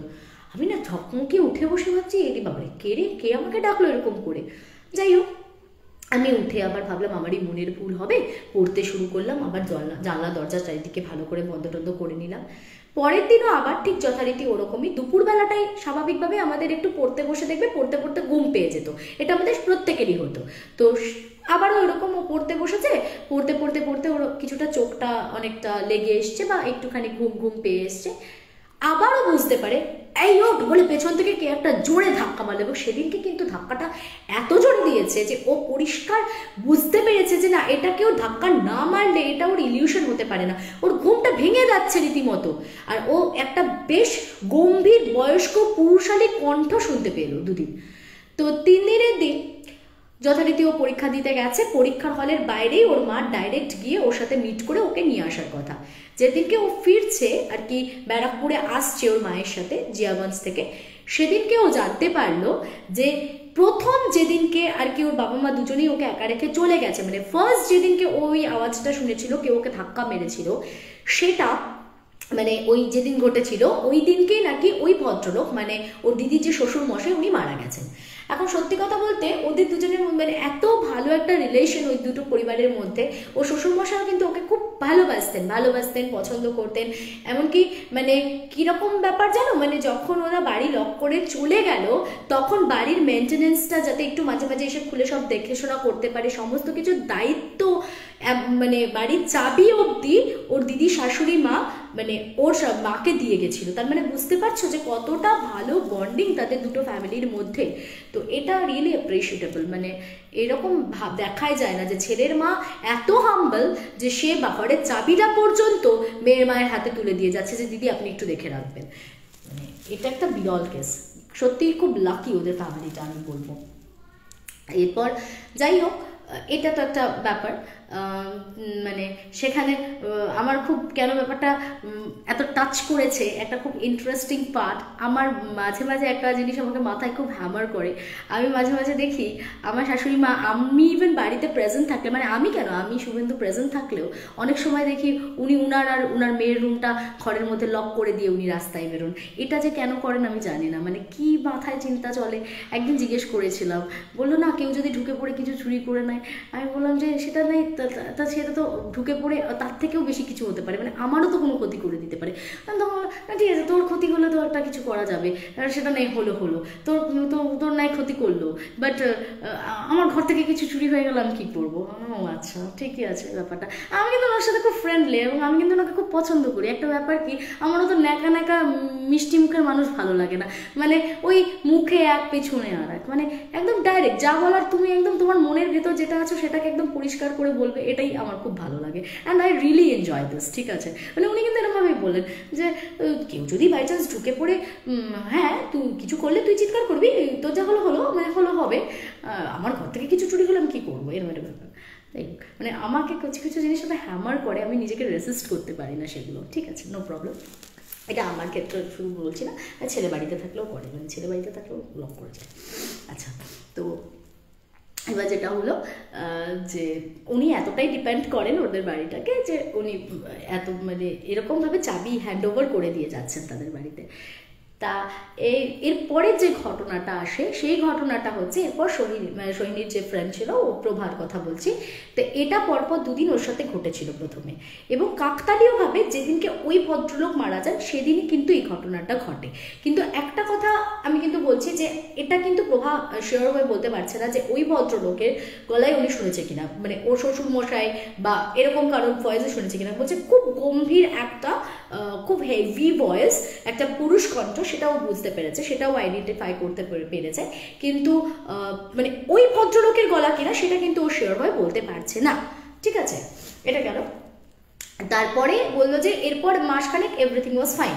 মাসখানেক পরে একবার আমার একটা পরীক্ষা ছিল, মানে প্রভার একটা পরীক্ষা ছিল। প্রভা বলছে যে ওর একটা মানে কলকাতা থেকে কোথাও পরীক্ষা ছিল, তা ওর আর একটা দিদিও থাকে, ওর একটা দিদি, সেও কলকাতা থেকে কোথায় থাকে। এখন ওদের পরীক্ষা থাকলে ওরা কি করে, এসেই ব্যারাকপুরে দিদির বাড়িতে হল্ট করতো। তো দিদিরা ততদিনে চলে গেছে, মানে ওরা ইউএসএ চলে গেছে, ওর দিদিরা সুইডেনে, ওর শাশুড়িকে নিয়ে ও দেওরাও চলে গেছে। এখন বাড়িতে বলতে গেলে শুধুমাত্র কিন্তু একা হচ্ছে, সরি বাড়িটা পুরো লক করা ছিল, চাবিটা ছিল হচ্ছে ওদের কাছে জিয়াগঞ্জে। তো ও চাবিটা নিয়ে এসেছে, ওই দিদিকে কলকাতা থেকে ডেকে নিয়েছে যে 1 মাস আগে একটা বাড়িতে কেউ মারা গেছে, সেই বাড়িতে একা একা কি করে মেয়েটা থাকবে, খুবই স্বাভাবিক, এক্সপেক্টেড দ্যাট যে কেউ একটা না থাকলে ওর পক্ষে একা থাকা সম্ভব না, আর ওর বাবা মা একটু ব্যস্ততার কারণে আসতে পারেনি ওর সঙ্গে, সেই কারণে ও পরীক্ষা দিতে আসে, ওই কলকাতার দিদিকে ওর সঙ্গে ডেকে নেয়, বলে আমরা গেছি একটা রাত কাটাবো, পরের দিনই আবার আমরা লক করে দিয়ে বেরিয়ে চলে আসবো। তো দরজাটা খুলেছি, খুলে ঢুকে ফ্রেশ ট্রেশ হয়ে খাওয়া দাওয়া কমপ্লিট করে এবার ওদের ভেতরের রুমে আমরা এসিটা অন করে দিয়েছি, আর এসিটা অন করে দিয়ে ঘরটা ঠান্ডা হয়ে গেছে, আমি ঢুকে দরজাটা বন্ধ করে চুলটাকে না, আমি সারাদিন পর টায়ার্ড হয়ে গেলে আমরা কি করি, এই যে খাটের ওপরে হয় না, এরকম খাটের নিচে এরকম চুলটাকে এলো করে শুয়ে দিয়ে চোখটা বন্ধ করে ও রিল্যাক্স করছে। ও বলছে সাডেনলি আমি পাশে বুঝতে পারলাম যে দিদিভাই কিন্তু ঘুমিয়ে পড়েছে, মানে ও দিদি ঘুমিয়ে গেছে কিছুটা। ও বলছে আমি দেখতে পাচ্ছি একজন কেউ যেন দরজা খুলে মনে হলো ভেতরে ঢুকলো, ঢুকে আবার দরজাটা বন্ধ করলো, করে এসে আমার মাথার কাছে এলো, মানে মাথার কাছে এসে হাঁটু গেড়ে আমার মাথার পেছনটায় বসলো, আবার চুলে কিন্তু হালকা টান পড়লো, বোঝা যাচ্ছে, মানে পেছনে যদি কেউ এসে তোমার চুলের ওখানটা দিয়ে বসে চুলটায় টান পড়বে যেরকম, তো চুলে বসলো, টান পড়লো, আর দিয়ে খুব রেগে রেগে, কিন্তু কি বলছে তুমি বুঝতে পারবে না, মানে এমন কিছু, মানে এমন কিছু যেটা প্রচন্ড রেগে রেগে বলছে, কিন্তু কি বলছে কিছু একটা কথা বোঝা যাচ্ছে না, এমনভাবে কিছু একটা বলছে, বাট কি বলছে আমি কিচ্ছু বুঝতে পারছি না, কিন্তু প্রচন্ড রেগে কিছু একটা কেউ বললো, বলে সেই জিনিসটা আবার উঠলো, উঠে বেরিয়ে চলে গেল। বললো যতক্ষণ এই ঘটনাটা ঘটলো তুমি বিশ্বাস করো আমি জানি না যে ওটা কে ছিল, আমি বুঝলাম না যে ওটা কি ছিল, আমি কিন্তু আমার দিদি মানে যে শ্বশুর মশাই আমি কিন্তু সেটাও বুঝতে পারিনি অনেস্টলি, যেটা উনি কিনা আমি কিন্তু দেখতে পাচ্ছিলাম না আমার মাথার পেছনের দিকে, কিন্তু আমি পুরো জিনিসটা ফিল করতে পারলাম, দরজাটা কেউ খুললো, ঢুকলো, বসলো, এবং ওই যে গজগজানিটা সেটা বুঝলাম একটা পুরুষালী কণ্ঠ, সেটা যে কে আমি জানি না। ঘটনাটা যেহেতু কাকতালীয়ভাবে বারবার বলছি যে শুরু হয়েছে যেদিন থেকে ওর শ্বশুরমশাই মারা গেছে দিদির সেদিন থেকে, কিন্তু অ্যাকচুয়ালি ঘটনাটা যে কি সেটা আমি জানি না, ঠিক আছে? তো তারপর যে আরেকদিন একটা ইনসিডেন্ট ঘটে, তো ওর এক্সামস হয়ে গেছিলো, তারপরে ওই 1 মাস পরে একটা পরীক্ষা ছিল, সেটাও হয়ে যায়, এবং তারপরে ওর বয়ফ্রেন্ডের সাথে ও লাদাখ ট্রিপে যায়। তো ও যখন লাদাখ ঘুরতে গেছে, বলছে এখন দেখবে একটুখানি আমাদের একটা ট্রেন্ড চলছে, মোটামুটি আমরা সার্চু স্পিতি, আমি ওই দিকটাতে দেখলাম এখন আর কেউ মোটামুটি হোটেল নিচ্ছেই না, সব মানে এমনিতেও তো ওই জায়গাগুলোতে কোনো তোমার রিসর্ট বা হোটেল সে অর্থে নেই, ঠিক আছে, তোমাকে মানে আমি দেখলাম পুরো ওই জায়গাগুলো এখন একদমই ক্যাম্প হয়, শুধু ক্যাম্প হয়, টেন্ট ক্যাম্পেই সবাই থাকে, ঠিক আছে, বাইক রাইডার্স বা ধরো তোমার যারা couples, young couples adventure face করতে চায়, তারা সবাই কিন্তু মানে ক্যাম্পেই থাকতে বেশি পছন্দ করে। তো ওরা ওরকম টেন্ট নিয়ে গেছে, আর টেন্টের মধ্যে ওই স্লিপিং ব্যাগসের মধ্যে ওরা শোবে। বলছে সেদিনও আমি যখন লাদাখে, আমি তখন সম্ভবত এটা সার্চুতে ছিল, ঠিক আছে, তো ওরা যখন ঢুকেছে স্লিপিং ব্যাগের মধ্যে ক্যাম্পের টেন্টটাকে ক্লোজ করে, এবার বলছে আমার হাজব্যান্ড ঘুমিয়ে পড়েছে। আমি সেদিনও দিদি নড়তে পারিনি, চড়তে পারিনি, আমি ভদ্রলোকের মুখ দেখতে পাইনি, কিন্তু পরিষ্কার দেখলাম একটা খুব বয়স্ক লোক, কারণ আমার ভীষণ লো লাইট ছিল, আমি মুখটা দেখতে পাইনি তার, কিন্তু একটা বয়স্ক লোকের আদর বুঝতে পেরেছি, এলো পুরো আমার টেন্টের চেনটা ওপেন করে ঢুকে আমার কাছে এলো, আমি স্লিপিং ব্যাগে শুধু আমার মুখটা বেরিয়ে আছে, আমার পাশে বসে খুব রেগে মানে কি বলছে কিছু বোঝা যাচ্ছে না, কিন্তু খুব রেগে কিছু একটা বলছে, আমি সেটা বুঝতে পারছি, সেটা চললো এবং বলা হলো, অ্যান্ড দেন তারপর বলে উনি আবার ওই উঠে চলে গিয়ে চেনটাকে টেনে দিয়ে চলে গেলেন। তো এরকম একজন কাউকেও দেখতে পাচ্ছে, রিপিটেডলি দেখতে পাচ্ছে, যেখানে কেউ একটা খুব রেগে আসছে, একটা পুরুষ কণ্ঠ, একটা বয়স্ক পুরুষ কণ্ঠ, যে ওকে কিছু বলছে, কিন্তু কে এটা ও বুঝতে পারছে না। এমনকি ও ইন বিটুইন একজন কাউকে দেখিয়েছিল, সেও কিন্তু মানে এক্স্যাক্টলি এটা বলতে পারেনি যে ওটা কে, ঠিক আছে, মানে কেউ তো হবে, ওই যে বললাম মানে ম্যাচ করছে তো দিদি শ্বশুর মশাইয়ের সাথে, কিন্তু ওর যেটা ধারণা যে এটা হয়তো উনি নাও হতে পারেন। প্রথমত উনি ওর উপরে তো রেগে নয়, ঠিক আছে, মানে ওর কি লিখেছে, ওর ইনসিডেন্টটা আগেও বলেছো, বাট ওর বাড়ি মধুপুর কোথায় আমি জানি না, মানে ওই মানে মুর্শিদাবাদের দিকেই কোথাও হবে আর কি, আমি এক্স্যাক্টলি ওর বাড়ি কোথায় অত ডিটেলসটা জানি না। যাই হোক, তোমাকে আজকে যেমন লাগছে আমাদের স্কুলের ঠিক এরকম দেখতেই একটা টিচার ছিল, স্নেহা বল। ওমা, থ্যাংক ইউ। আচ্ছা, তো এই হলো পুরো ইনসিডেন্টটা। তো ও এখনো অবধি জানে না যে এক্স্যাক্টলি ওর সাথে কি ঘটছে। পিউ বলছিলি না ওর তোর সাথে ওর ফ্রেন্ডশিপ আছে, তো মেবি হতে পারে যে ও ইনসিডেন্টটা পার্সোনালিও শুনেছে হয়তো ওর কাছ থেকে। এক্স্যাক্টলি, তো ও আমাকে নামটা মেনশন করতে বারণ করেছিল বলে আমি আজকে আর নামটা মেনশন করিনি, বাট অ্যাকচুয়ালি ওর সাথে এটা ঘটছে। তো ও এখনও শিওর নয় যে ওটা কে বা কি বৃত্তান্ত, বাট এই ঘটনাটা ওর সাথে ঘটে যাচ্ছে, কিন্তু মানে আগামী দিনে আবারও এই গল্পটার কোনো আপডেট পেলে আমি সেটা ডেফিনেটলি শেয়ার করব।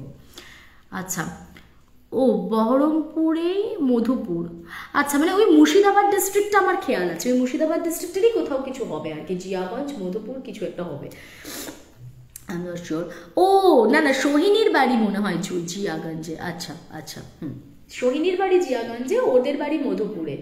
ও, আর ওর দিদির শ্বশুর বাড়িটা হচ্ছে ব্যারাকপুরে। গট ইট, এবার বুঝতে পেরেছি। আচ্ছা, অমৃতা বিশ্বাস লিখছে, আচ্ছা হ্যাঁ ঠিক, এইবার আমি পুরো ব্যাপারটা বুঝতে পেরেছি। আমি একটুখানি এই জায়গাটা কনফিউজ হয়েছিল, মানে সোহিনী আমার স্টোরিটা পাঠিয়েছে, তো সোহিনী যেহেতু জিয়াগঞ্জে, ওর বন্ধু বলেছে, তো আমি ভেবেছিলাম যে তাহলে ওরও বোধহয় ওখানে হবে, জিয়াগঞ্জ আর বহরমপুর আর কত দূর, তাই জন্যই ওদের দুজনের মধ্যে বন্ধুত্বটা এত একটু গাঢ় আর কি। হ্যাঁ, সে তো, ও তোর ননদ, আচ্ছা, হবু ননদ, আচ্ছা, গট ইট, ঠিক আছে। তো আজকের মতন একেবারে এখানে এটাই ক্লোজ করছি, অনেকটা টাইমও হয়ে গেছে। এবারে যাবো হচ্ছে আমাদের নেক্সট স্টোরিটাতে, সেটা একটা দারুণ ভয়ের গল্প। চলো জমিয়ে আর একটা ভয়ের গল্প শোনা যাক। আজকেও আমার হস্টেলের গল্পটা পেন্ডিং থেকে গেল, ওটা থাক, নেক্সট উইকে কন্টিনিউ করব। চলো, খুব ভালো লাগছে তোমাকে, রাখি দাস, ঠিক আছে। হোটেলের ব্যাকএন্ডটা জানতে পারলে ভালো লাগতো, ওইটাই প্রবলেম, মানে হোটেলের স্টোরির না একটাই ব্যাকলগ, সেটা হচ্ছে যে ছানবিন করে কিছু পাওয়া যায় না, এটা একটা প্রবলেম, ঠিক আছে। আমি কাল দুপুরে হঠাৎ তোমাকে নিয়ে স্বপ্ন দেখলাম, জানো, হোয়াটসঅ্যাপে ডিটেলসে বলবো। তাই আমাকে নিয়ে স্বপ্ন দেখে, কেউ তো আমার নিয়ে স্বপ্ন দেখে, I am so blessed, thank you. আমার বর মনে হয় কোনোদিনই আমাকে নিয়ে স্বপ্ন দেখেনি, তুই তো অন্তত দেখেছিস, থ্যাংক ইউ। তোমায় শাড়িতে বেশি ভালো লাগে, থ্যাংক ইউ। কে লিখছে? লিপিকা দাস ঘোষ। আচ্ছা চলো, আমার এবার অনেক দেরি হয়ে যাচ্ছে। বুলু দাস লিখছে ইউটিউবে কখন যাবে? এক্ষুনি যাবো, এক্ষুনি আমি এখান থেকে অফ হচ্ছি। শ্রেয়া সেনগুপ্ত আচার্য ব্লগস আমার চ্যানেলে আমি ইউটিউবে অন হচ্ছি। 8240840618 এই নাম্বারে তোমরা তোমাদের যদি কোনো অলৌকিক এক্সপিরিয়েন্স আমাকে শেয়ার করতে চাও, ডেফিনেটলি আমাকে ফোন করবে আর জানিয়ে দেবে। আগে হোয়াটসঅ্যাপ করবে, দেন তারপরে আমাকে কল করবে। চুলের রহস্যটা জানা গেল না, খচখচ করছে ওটা। আমার ওই জন্য হোটেলের গল্প বলতে আমি ভালোবাসি না, দেখবি মানে সবাই শুনতে ভালো লাগে কিন্তু তারপরে না ওটার কোনো ব্যাক এন্ড লাইনটা আমি খুঁজে পাই না, ওটাই আমার একটা খালি খালি ফিল আসে। ঠিক আছে চলো।